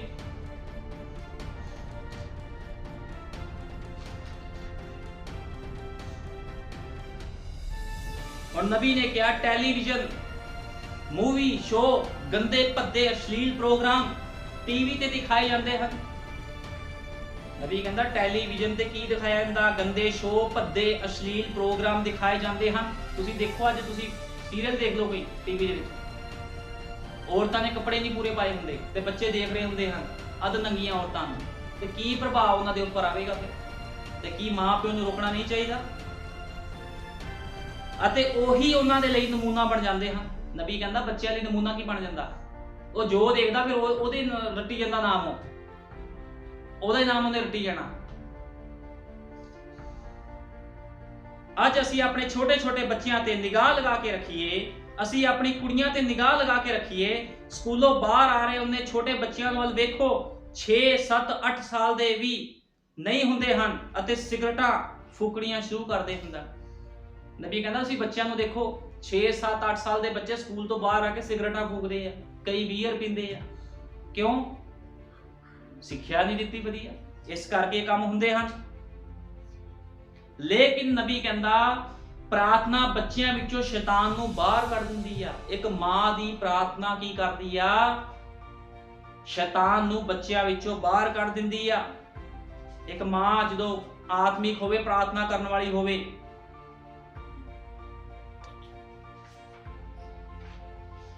ਬੱਚੇ ਦੀ ਦੇਖਭਾਲ ਗਲਤ ਮਾਹੌਲ ਵਿੱਚ ਕੀਤੀ ਜਾਂਦੀ ਹੈ। ਹੁਣ ਨਬੀ ਕਹਿੰਦਾ ਬੱਚਿਆਂ ਦੀ ਦੇਖਭਾਲ ਕਾਹਦੇ ਵਿੱਚ ਕੀਤੀ ਜਾਂਦੀ ਆ? ਗਲਤ ਮਾਹੌਲ ਦੇ ਵਿੱਚ ਕੀਤੀ ਜਾਂਦੀ ਆ। ਹੁਣ ਅਸੀਂ ਅਹਾਬ ਅਤੇ ਇਜਬਲ ਦੇ ਪੁੱਤਰ ਵੱਲ ਵੇਖੀਏ। ਅਹਾਬ ਅਤੇ ਇਜਬਲ ਦਾ ਜਿਹੜਾ ਬੇਟਾ ਸੀਗਾ, ਨਬੀ ਕਹਿੰਦਾ ਉਹ ਇੱਕ ਸ਼ਰਾਪਿਤ ਪਰਿਵਾਰ ਵਿੱਚੋਂ ਆਇਆ ਸੀ। ਅਤੇ ਜਦੋਂ ਤੁਸੀਂ ਇੱਕ ਅਜਿਹਾ ਪਰਿਵਾਰ ਲੈਂਦੇ ਹੋ ਜੋ ਆਪਣੇ ਬੱਚਿਆਂ ਦਾ ਪਾਲਣ ਪੋਸ਼ਣ ਗਲਤ ਮਾਹੌਲ ਵਿੱਚ ਕਰਦੇ ਹਨ, ਤਾਂ ਤੁਸੀਂ ਇਸ ਤੋਂ ਇਲਾਵਾ ਕਿਸੇ ਹੋਰ ਗੱਲ ਦੀ ਮੁਸ਼ਕਲ ਨਾਲ ਹੀ ਆਸ ਕਰ ਸਕਦੇ ਹੋ। ਗਲਤ ਮਾਹੌਲ ਦੇ ਵਿੱਚ ਪਰਵਰਿਸ਼ ਜੇ ਤੁਸੀਂ ਆਪਣੇ ਬੱਚਿਆਂ ਦੀ ਕਰਦੇ ਹੋ ਤੇ ਤੁਹਾਨੂੰ ਫਿਰ ਖਮਿਆਜਾ ਤਾਂ ਭੁਗਤਣਾ ਹੀ ਪੈਣਾ ਆ। ਫਿਰ ਲੋਕ ਕਹਿੰਦੇ ਸਾਡੇ ਨਾਲ ਏਦਾਂ ਹੋ ਗਿਆ, ਸਾਡੇ ਨਾਲ ਉਦਾਂ ਹੋ ਗਿਆ। ਲੇਕਿਨ ਨਬੀ ਕੀ ਕਹਿ ਰਿਹਾ? ਨਬੀ ਕਹਿੰਦਾ ਕਿ ਸ਼ਰਾਫਤ ਪਰਿਵਾਰ ਵਿੱਚੋਂ ਬੱਚਾ ਆਇਆ ਸੀ ਅਹਾਬ ਤੇ ਇਜਬਲ ਦਾ। ਇਹਦਾ ਤੁਸੀਂ ਬਚਨ ਵਿੱਚੋਂ ਬਾਹਰ ਹੋ ਕੇ ਵਿਆਹ ਕਰਵਾਉਂਦੇ ਹੋ, ਬਚਨ ਤੋਂ ਬਾਹਰ ਹੋ ਕੇ ਕੰਮ ਕਰਦੇ ਹੋ, ਤਾਂ ਤੁਹਾਡੀ ਜਿਹੜਾ ਬੀਜ ਹੈ ਜੋ ਤੁਸੀਂ ਉਤਪੰਨ ਕਰ ਰਹੇ ਹੋ, ਜੋ ਤੁਹਾਡੇ ਬੱਚੇ ਹਨ, ਉਹ ਵੀ ਤਾਂ ਫਿਰ ਉਦਾਂ ਦੇ ਉਤਪੰਨ ਹੋਣੇ ਆ। ਜੇ ਮਾਂ ਪੈਂਟਾਂ ਪਾਉਣ ਵਾਲੀ ਆ ਤੇ ਕੁੜੀ ਵੀ ਪੈਂਟਾਂ ਪਾਉਣ ਵਾਲੀ ਹੋਵੇਗੀ। ਜੇ ਮਾਂ ਕਿਲੋ ਲਿਪਸਟਿਕ ਲਗਾਉਣ ਵਾਲੀ ਆ, ਇਜਬਲ ਵਰਗੂ ਮੇਕਅਪ ਕਰਕੇ ਬਾਲੀਆਂ ਲਾ ਕੇ ਆਪਣੇ ਆਪ ਨੂੰ ਕਹਿੰਦੀ ਮੈਂ ਆਤਮਿਕ ਆ, ਤੇ ਉਹਦੀ ਬੇਟੀਆਂ ਵੀ ਫਿਰ ਉਸੇ ਤਰ੍ਹਾਂ ਹੋਣਗੀਆਂ। ਜੇ ਪਿਓ ਗਾਲਾਂ ਕੱਢਣ ਵਾਲਾ ਹੈ, ਸ਼ਰਾਬ ਪੀਣ ਵਾਲਾ ਹੈ, ਆਰਾਮਕਾਰੀਆਂ ਕਰਨ ਵਾਲਾ ਹੈ, ਤੇ ਜ਼ਰੂਰ ਹੈ ਉਹਦੇ ਬੱਚੇ ਵੀ ਉਸੇ ਤਰ੍ਹਾਂ ਦੇ ਹੋਣਗੇ, ਕਿਉਂਕਿ ਤੁਸੀਂ ਸਿੱਖਿਆ ਹੀ ਉਹੀ ਦਿੱਤੀ ਉਹਨਾਂ ਨੂੰ। ਜਿੱਦਾਂ ਦੀ ਤੁਸੀਂ ਖੁਰਾਕ ਦਿੱਤੀ ਉਹੀ ਖੁਰਾਕ ਲੈ ਕੇ ਉਹ ਵੱਡੇ ਹੋ ਗਏ। ਤੇ ਇਹਦੇ ਵਿੱਚ ਕਸੂਰ ਕਿਸ ਦਾ ਹੈ? ਇਸ ਦੇ ਵਿੱਚ ਕਸੂਰ ਮਾਂ ਪਿਓ ਦਾ ਹੁੰਦਾ ਆ। ਠੀਕ ਹੈ, ਇਸ ਗੱਲ ਨੂੰ ਹਮੇਸ਼ਾ ਯਾਦ ਰੱਖਣਾ ਹੈ। ਲੇਕਿਨ ਮੈਂ ਤੁਹਾਨੂੰ ਦੱਸਣਾ ਚਾਹੁੰਦਾ, ਸਾਡਾ ਯੁੱਗ ਦਾ ਨਬੀ ਕਹਿੰਦਾ ਖੁਦਾ ਅਨੰਤ ਹੈ, ਸਾਡਾ ਪ੍ਰਭੂ ਯਿਸੂ ਮਸੀਹ ਅਨੰਤ ਹੈ। ਜੇ ਤੁਸੀਂ ਖੁਦਾ ਦੇ ਅੱਗੇ ਪ੍ਰਾਰਥਨਾ ਕਰੋ, ਉਸ ਅਨੰਤ ਖੁਦਾ ਦੇ ਅੱਗੇ ਪ੍ਰਾਰਥਨਾ ਕਰੋ, ਉਹ ਸਭ ਕੁਝ ਕਰ ਸਕਦਾ ਹੈ। ਲੇਕਿਨ ਉਦੋਂ ਤੱਕ ਹੀ ਜਦੋਂ ਤੱਕ ਤੁਹਾਡੇ ਬੱਚੇ ਤੁਹਾਡੇ ਕੰਟਰੋਲ ਦੇ ਵਿੱਚ ਹਨ। ਲੇਕਿਨ ਜੇ ਉਹ ਦਰਖਤ ਬਣ ਗਏ ਫਿਰ ਤੁਸੀਂ ਕੁਝ ਨਹੀਂ ਕਰ ਸਕਦੇ। ਇਸ ਲਈ ਉਸਦਾ ਆਤਮਾ ਮਰਦਾ ਨਹੀਂ। ਖੁਦਾ ਅਨੰਤ ਹੈ, ਇਸ ਲਈ ਉਸਦਾ ਆਤਮਾ ਮਰਦਾ ਨਹੀਂ ਹੈ। ਉਹ ਤਾਂ ਖੁਦਾ ਹੀ ਸੀ, ਉਸਨੇ ਆਪਣੇ ਆਪ ਨੂੰ ਪ੍ਰਗਟ ਕਰਨਾ ਸੀ ਅਤੇ ਉਹ ਆਪਣਾ ਜਲਾਲ ਛੱਡ ਕੇ ਇੱਕ ਖੁਰਲੀ ਵਿੱਚ ਆ ਗਿਆ ਅਤੇ ਉਸਨੇ ਮਰਨ ਲਈ ਇੱਕ ਪਾਪਮਈ ਦੇਹ ਧਾਰਨ ਕਰ ਲਈ, ਤਾਂ ਜੋ ਆਪਣੀ ਕਲੀਸਿਆ ਨੂੰ ਸੁਰੱਖਿਅਤ ਰੱਖੇ ਜਾਂ ਆਪਣੀ ਕਲੀਸਿਆ ਨੂੰ ਛਡਾਵੇ ਅਤੇ ਆਪਣੇ ਆਪ ਨਾਲ ਉਸਦਾ ਮੇਲ ਕਰਾਵੇ। ਹੁਣ ਖੁਦਾ ਇਸ ਧਰਤੀ ਤੇ ਕਿਉਂ ਆਇਆ ਸੀ? ਉਹ ਵੀ ਇੱਕ ਬੱਚਾ ਬਣ ਕੇ ਆਇਆ ਇਸ ਧਰਤੀ ਤੇ। ਜਦੋਂ ਇੱਕ ਛੋਟਾ ਬੱਚਾ ਸੀ, ਉਹ ਫੱਕੀ ਫਰੀਸੀਆਂ ਨਾਲ ਬਹਿਸ ਕਰ ਰਿਹਾ ਸੀਗਾ, ਵਚਨ ਦੇ ਉੱਪਰ ਗੱਲਬਾਤ ਹੋ ਰਹੀ ਸੀਗੀ, ਕਿਉਂਕਿ ਵਚਨ ਦੇ ਨਾਲ ਉਹ ਭਰਿਆ ਹੋਇਆ ਸੀ। ਲੇਕਿਨ ਤੁਸੀਂ ਅੱਜ ਦੇਖੋ, ਜਦੋਂ ਬੱਚੇ 8-10 ਸਾਲ 12 ਸਾਲ ਦੇ ਹੋ ਜਾਂਦੇ ਹਨ ਤੇ ਫਿਰ ਕੀ ਹੁੰਦਾ ਆ? ਉਹ ਹਰਾਮਕਾਰੀਆਂ ਕਰਦੇ ਨੇ, ਵਚਨ ਵਾਲੀ ਕੋਈ ਗੱਲ ਉਹਨਾਂ ਦੇ ਅੰਦਰ ਨਹੀਂ ਹੁੰਦੀ। ਲੇਕਿਨ ਸਾਡਾ ਪ੍ਰਭੂ ਯਿਸੂ ਮਸੀਹ ਜਦੋਂ ਇਸ ਧਰਤੀ ਤੇ ਆਇਆ, ਉਹ ਆਪਣੇ ਬਚਪਨ ਦੇ ਵਿੱਚ ਆਪਣੇ ਖੁਦਾ ਦੇ ਕੰਮਾਂ ਨੂੰ ਕਰ ਰਿਹਾ ਸੀਗਾ। ਉਹ ਆਪਣੇ ਵਚਨ ਨੂੰ ਪੂਰਾ ਕਰ ਰਿਹਾ ਸੀ ਧਰਤੀ ਤੇ ਆ ਕੇ। ਤੇ ਜਿਹੜੇ ਖੁਦਾ ਦੇ ਬੱਚੇ ਹਨ, ਉਹ ਵੀ ਇਸ ਧਰਤੀ ਤੇ ਆ ਕੇ ਕੀ ਕਰਨਗੇ? ਖੁਦਾ ਦੇ ਵਚਨ ਨੂੰ ਹੀ ਪੂਰਾ ਕਰਨਗੇ, ਕਿਉਂਕਿ ਉਹਨਾਂ ਨੂੰ ਉਹਨਾਂ ਦੀ ਮਾਵਾਂ ਨੇ ਇਹੀ ਸਿੱਖਿਆ ਦਿੱਤੀ ਹੈ। ਔਰ ਨਬੀ ਕਹਿੰਦਾ, ਜੇਕਰ ਤੁਸੀਂ ਹਮੇਸ਼ਾ ਹੀ ਆਪਣੇ ਤੌਰ ਤਰੀਕਿਆਂ ਨਾਲ ਚੱਲਣਾ ਚਾਹੁੰਦੇ ਹੋ ਅਤੇ ਤੁਸੀਂ ਇਸ ਕਿਸਮ ਦੇ ਜਿੱਦੀ ਵਿਅਕਤੀ ਹੋ, ਤੁਸੀਂ ਹਮੇਸ਼ਾ ਹੀ ਸਭ ਕੁਝ ਆਪਣੇ ਹੀ ਤੌਰ ਤਰੀਕੇ ਨਾਲ ਕਰਨਾ ਚਾਹੁੰਦੇ ਹੋ, ਤਾਂ ਤੁਸੀਂ ਬਿਲਕੁਲ ਉਸ ਦੇ ਉਲਟ ਹੀ ਕਰੋ। ਤੁਹਾਡੇ ਕੋਲ ਜੋ ਕੁਝ ਵੀ ਹੈ ਤੁਸੀਂ ਉਸ ਦੇ ਉਲਟੇ ਹੀ ਤੌਰ ਤਰੀਕੇ ਤੇ ਕਰੋ। ਜੇ ਤੁਸੀਂ ਖੁਦਗਰਜ਼ ਅਰਥਾਤ ਸਵਾਰਥੀ ਹੋ ਅਤੇ ਸਭ ਕੁਝ ਆਪਣੇ ਕੋਲ ਹੀ ਰੱਖਣਾ ਚਾਹੁੰਦੇ ਹੋ, ਤਾਂ ਤੁਸੀਂ ਦੂਜਿਆਂ ਨੂੰ ਉਸ ਨੂੰ ਦੇਣਾ ਸ਼ੁਰੂ ਕਰ ਦਿਓ। ਕਹਿੰਦਾ ਸਵਾਰਥੀ ਨਾ ਬਣੋ, ਜਿੱਦੀ ਨਾ ਬਣੋ। ਕਈ ਭੈਣ ਭਾਈ, ਕਈ ਲੋਕ ਬੜੇ ਜਿੱਦੀ ਹੁੰਦੇ ਆ, ਸਵਾਰਥੀ ਹੁੰਦੇ ਆ, ਜਿੱਦ ਤੇ ਅੜ ਜਾਂਦੇ ਆ। ਖੁਦਾ ਦੇ ਵਚਨ ਦਾ ਊੜਾ ਐੜਾ ਨਹੀਂ ਪਤਾ ਹੁੰਦਾ। ਲੇਕਿਨ ਖੁਦਾ ਦਾ ਵਚਨ ਕੀ ਕਹਿੰਦਾ ਸਾਨੂੰ? ਹਲੀਮ ਹੋ ਜਾਵੋ। ਕਿਹਦੇ ਅੱਗੇ? ਉਸ ਅਨੰਤ ਕਾਲ ਦੇ ਪਿਤਾ ਤੇ ਸ਼ਾਂਤੀ ਦੇ ਰਾਜਕੁਮਾਰ ਦੇ ਅੱਗੇ ਹਲੀਮ ਹੋ ਜਾਵੋ। ਤੁਹਾਡਾ ਜੀਵਨ ਖੁਦਾ ਨੂੰ ਸਮਰਪਿਤ ਹੋਵੇ। ਕਦੋਂ ਕੀ ਹੋ ਜਾਵੇਗਾ ਕੁਝ ਨਹੀਂ ਪਤਾ। ਕਿਹੜੇ ਮਨੁੱਖ ਦੀ ਕਦੋਂ ਮੌਤ ਹੋ ਜਾਵੇਗੀ ਕਿਸ ਨੂੰ ਕੁਝ ਨਹੀਂ ਪਤਾ। ਇਸ ਕਰਕੇ ਜਿੰਨਾ ਵੀ ਤੁਸੀਂ ਸਮਾਂ ਇਸ ਧਰਤੀ ਤੇ ਜੀ ਰਹੇ ਹੋ, ਇੱਕ ਸੈਕਿੰਡ ਤੁਸੀਂ ਮਸੀਹ ਦੀ ਆਗਿਆਕਾਰੀ ਦੇ ਵਿੱਚ ਜੀਓ, ਤਾਂ ਤੁਸੀਂ ਉਸ ਸਥਾਨ ਨੂੰ ਪ੍ਰਾਪਤ ਕਰੋਗੇ, ਉਸ ਰੈਪਚਰ ਨੂੰ ਪ੍ਰਾਪਤ ਕਰੋਗੇ, ਜਿਹੜਾ ਸਥਾਨ ਖੁਦਾ ਨੇ ਆਪਣੇ ਬੱਚਿਆਂ ਲਈ ਰੱਖਿਆ। ਲੇਕਿਨ ਜੇ ਤੁਹਾਡਾ ਜੀਵਨ ਸਹੀ ਨਹੀਂ ਆ, ਚਾਹੇ ਉਹ ਕੋਈ ਬੱਚਾ ਹੋਵੇ, ਚਾਹੇ ਕੋਈ ਮਾਂ, ਚਾਹੇ ਕੋਈ ਪਿਓ ਹੋਵੇ, ਕੋਈ ਵੀ ਹੋਵੇ, ਜੇ ਤੁਹਾਡਾ ਜੀਵਨ ਮਸੀਹ ਦੇ ਵਚਨ ਵਿੱਚ ਸਹੀ ਨਹੀਂ ਆ, ਸਰੀਰ ਵਿੱਚ ਤੁਸੀਂ ਗਰੀਬ ਹੋ ਸਕਦੇ ਹੋ ਸਕਦਾ ਤੁਹਾਡੇ ਕੋਲ ਪਾਣ ਲਈ ਕੱਪੜੇ ਨਾ ਹੋਣ, ਤੁਹਾਡੇ ਕੋਲ ਪੈਰਾਂ 'ਤੇ ਪਾਣ ਲਈ ਜੁੱਤੀਆਂ ਨਾ ਹੋਣ, ਤੁਸੀਂ ਗਰੀਬ ਹੋਵੋ। ਲੇਕਿਨ ਜੇ ਤੁਸੀਂ ਵਚਨ ਦੇ ਨਾਲ ਭਰੇ ਹੋਏ ਹੋ ਤੇ ਤੁਸੀਂ ਮੁਬਾਰਕ ਹੋ, ਕਿਉਂਕਿ ਪੈਸਾ ਕਿਸ ਨੂੰ ਜੀਵਨ ਨਹੀਂ ਦਿੰਦਾ। ਅੱਜ ਹੈ ਕੀ ਆ ਸੰਸਾਰ ਵਿੱਚ? ਲੜਾਈ ਕਿਸ ਚੀਜ਼ ਦੀ ਆ? ਹਰ ਕਿਸ ਨੂੰ ਪੈਸਾ ਚਾਹੀਦਾ, ਲਾਲਚ। ਜਿਹੜੇ ਬੰਦੇ ਦੀ ਕਬਰਾਂ ਵਿੱਚ ਲੱਤਾਂ ਹੁੰਦੀਆਂ, ਉਹ ਵੀ ਕਹਿੰਦਾ ਮੈਨੂੰ ਪੈਸਾ ਦੇ ਦਿਓ, ਪੈਸਾ ਨਹੀਂ ਛੱਡ ਸਕਦਾ, ਮੈਂ ਪੈਸਾ ਨਹੀਂ ਛੱਡ ਸਕਦੀ, ਜਾਨ ਭਾਵੇਂ ਨਿਕਲ ਜਾਵੇ। ਅੱਜ ਹਰ ਬੰਦਾ ਪੈਸੇ ਦੇ ਪਿੱਛੇ ਹੈ। ਕੀ ਕੋਈ ਇਹੋ ਜਿਹਾ ਮਰਿਆ ਹੋਇਆ ਭੈਣ ਭਾਈ ਹੈ ਜੋ ਖੁਦਾ ਦੇ ਵਚਨ ਦੇ ਪਿੱਛੇ ਚੱਲੇ? ਤੁਹਾਨੂੰ ਬਹੁਤ ਘੱਟ ਨਬੀ ਕਹਿੰਦਾ ਇਹੋ ਜਿਹੇ ਬੰਦੇ ਲੱਭਣਗੇ। ਜੇਕਰ ਕਲੀਸਿਆ ਪਾਸਟਰ ਦੀ ਇੱਜ਼ਤ ਨਹੀਂ ਕਰਦੀ, ਭਾਈ ਬ੍ਰੈਨਮ ਨੇ ਕਿਹਾ, ਜੇਕਰ ਕਲੀਸਿਆ ਆਪਣੇ ਪਾਸਟਰ ਦੀ ਇੱਜ਼ਤ ਨਹੀਂ ਕਰਦੀ ਤਾਂ ਸਮਝੋ ਕਲੀਸਿਆ ਬਰਬਾਦ ਹੋ ਚੁੱਕੀ ਹੈ। ਤੁਹਾਨੂੰ ਪਤਾ ਚਰਚਾਂ ਵਿੱਚ ਬੜੇ ਬੜੇ ਸਿਆਣੇ ਲੋਕ ਬੈਠੇ ਆ, ਉਹ ਕਹਿੰਦੇ ਪਾਸਟਰ ਨੂੰ ਕੀ ਪਤਾ, ਇਹ ਤਾਂ ਅਨਪੜ੍ਹ ਆ, ਇਸ ਤੋਂ ਜ਼ਿਆਦਾ ਅਸੀਂ ਜਾਣਦੇ ਬਾਈਬਲ ਨੂੰ, ਅਸੀਂ ਵੱਧ ਸੰਦੇਸ਼ ਪੜ੍ਹੇ ਆ। ਹੋ ਸਕਦਾ ਤੁਸੀਂ ਕਲੀਸਿਆ ਵਿੱਚ ਵੱਧ ਸੰਦੇਸ਼ ਪੜ੍ਹੇ ਹੋਣ, ਤੁਸੀਂ ਵਚਨ ਦਾ ਗਿਆਨ ਰੱਖਦੇ ਹੋ, ਲੇਕਿਨ ਸੇਵਕਾਈ ਕਿਹਨੂੰ ਪ੍ਰਦਾਨ ਕੀਤੀ ਆ? ਸੇਵਕ ਨੂੰ, ਤੁਹਾਨੂੰ ਨਹੀਂ ਦਿੱਤੀ ਗਈ ਸੇਵਕਾਈ। ਇਸ ਕਰਕੇ ਨਬੀ ਕਹਿੰਦਾ ਜੇਕਰ ਕਲੀਸਿਆ ਪਾਸਟਰ ਦੀ ਇੱਜ਼ਤ ਨਹੀਂ ਕਰਦੀ ਤਾਂ ਸਮਝੋ ਕਲੀਸਿਆ ਬਰਬਾਦ ਹੋ ਚੁੱਕੀ ਹੈ। ਜੇ ਕੋਈ ਪਾਸਟਰ ਨੂੰ ਸਿਖਾਉਣ ਲੱਗ ਪਵੇ, ਤੈਨੂੰ ਨਹੀਂ ਪਤਾ ਵਚਨ ਦਾ, ਸਾਨੂੰ ਪਤਾ ਵਚਨ ਦਾ, ਤੈਨੂੰ ਨਹੀਂ ਪਤਾ ਖੁਦਾ ਦੇ ਕੰਮ ਕਿੱਦਾਂ ਕਰੀਦੇ, ਸਾਨੂੰ ਪਤਾ ਖੁਦਾ ਦੇ ਕੰਮ ਕਿੱਦਾਂ ਦੇ ਕਰੀਦੇ ਹੈ। ਤੂੰ ਕਹਿੰਦਾ ਜੀਵਨ ਸਮਰਪਿਤ ਕਰ ਦੇ, ਤੂੰ ਕਹਿੰਦਾ ਪੈਸਾ ਦੇ ਦੇ, ਹੈ ਤੈਨੂੰ ਜ਼ਿਆਦਾ ਪਤਾ, ਸਾਨੂੰ ਪਤਾ ਆ। ਉਹ ਕਲੀਸਿਆ ਨਬੀ ਕਹਿੰਦਾ ਫਿਰ ਬਰਬਾਦ ਹੋ ਚੁੱਕੀ ਆ।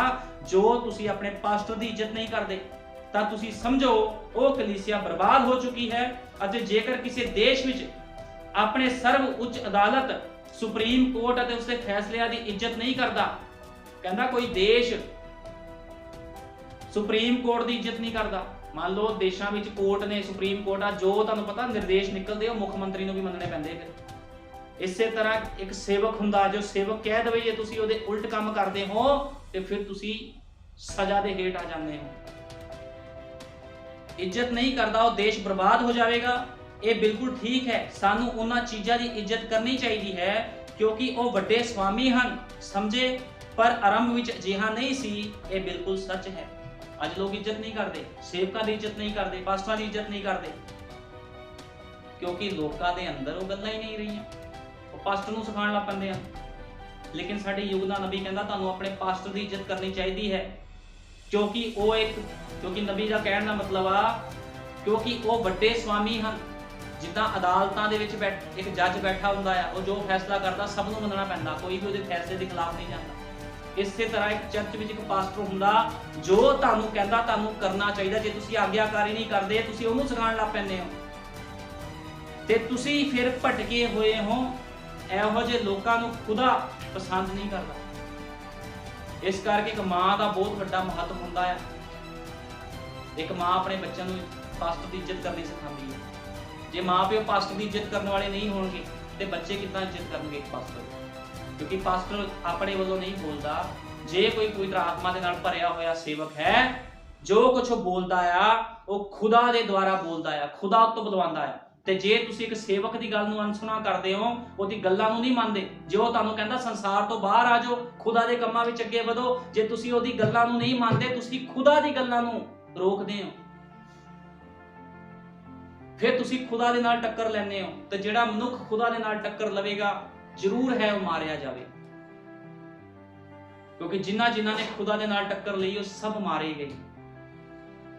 ਹੁਣ ਤੁਹਾਨੂੰ ਪਤਾ ਨੂਹ ਦੇ ਸਮੇਂ ਨੂਹ ਨੇ ਆਪਣੇ ਬੱਚਿਆਂ ਨੂੰ ਸਿੱਖਿਆ ਦਿੱਤੀ ਸੀ ਵਧੀਆ, ਖੁਦਾ ਦਾ ਡਰ ਖੋਫ ਦੱਸਿਆ ਸੀ ਤੇ ਉਹਦੇ ਬੱਚਿਆਂ ਨੇ ਆਗਿਆਕਾਰੀ ਕੀਤੀ।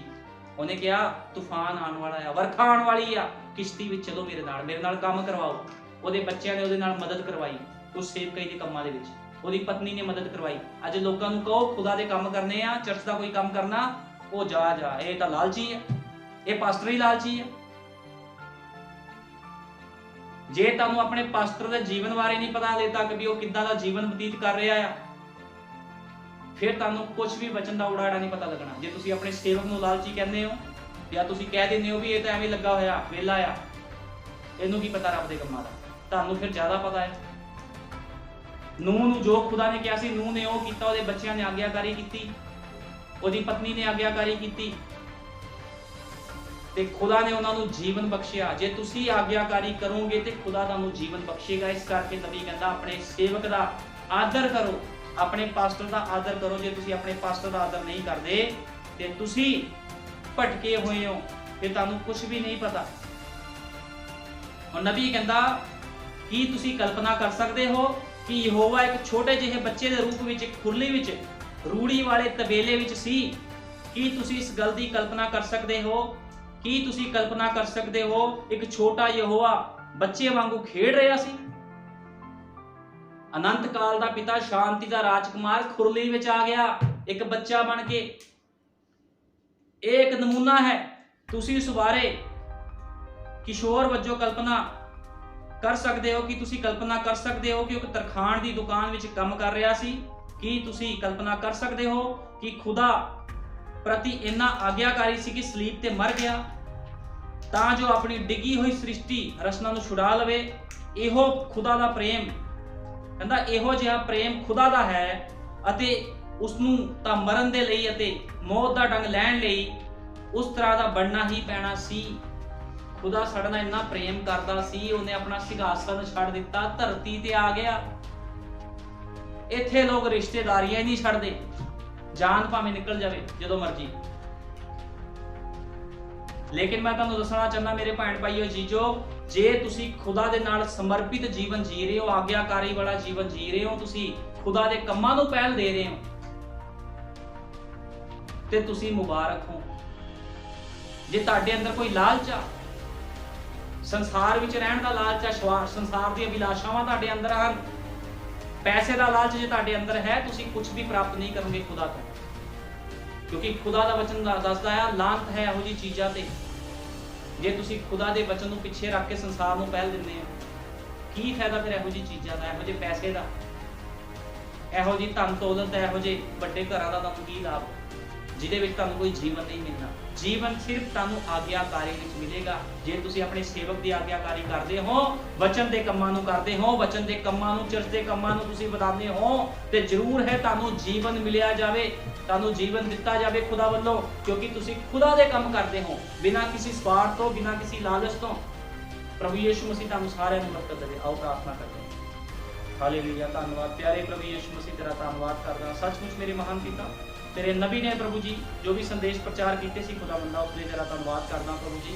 सचमुच तेरे नबी ने क्या है, बाइबल में 4 अंजीलां हन, मत्ती, मरकुस, लूका, यूहन्ना, लेकिन 5वीं अंजील मां है, ते जे मां पवित्र आत्मा पाई हुई है तो उसके बच्चे भी आत्मा विच अगे वधणगे। सच है खुदावंदा, मां तो वड्डा शिक्षक कोई भी नहीं है खुदावंदा, टीचर कोई भी नहीं है खुदावंद, क्योंकि एक छोटा बच्चा बाइबल नहीं पढ़ना जानता जो उसकी मां उन्हें सिक्ख्या दिंदी है खुदावंद। ते जिन्ने लोग खुदावंद तेरे वचन में चलते हैं प्रभु जी, तेरे तो प्रभु जी एक दिन खुदावंदा बहुत सारा प्रभु यीशु मसीह खुदावंदो प्रेम पाणगे खुदावंदा, तेरे तो बहुत सारा प्रभु यीशु मसीह हो मेरे महान पिता आदर पाणगे खुदावंद, क्योंकि तू अपने लोगों का आदर करता है, उन्होंने प्रेम करता है प्रभु यीशु मसीह। उसी आदर उसी प्रेम करके तू प्रभु जी यहोवा जो पुराने नियम का यहोवा से नए नियम के यीशु मसीह बन के खुरली विच पैदा हो गया, ताकि तू अपने लोगों को बचा सके, क्योंकि तेरा प्रेम सच्चा है खुदावंदा।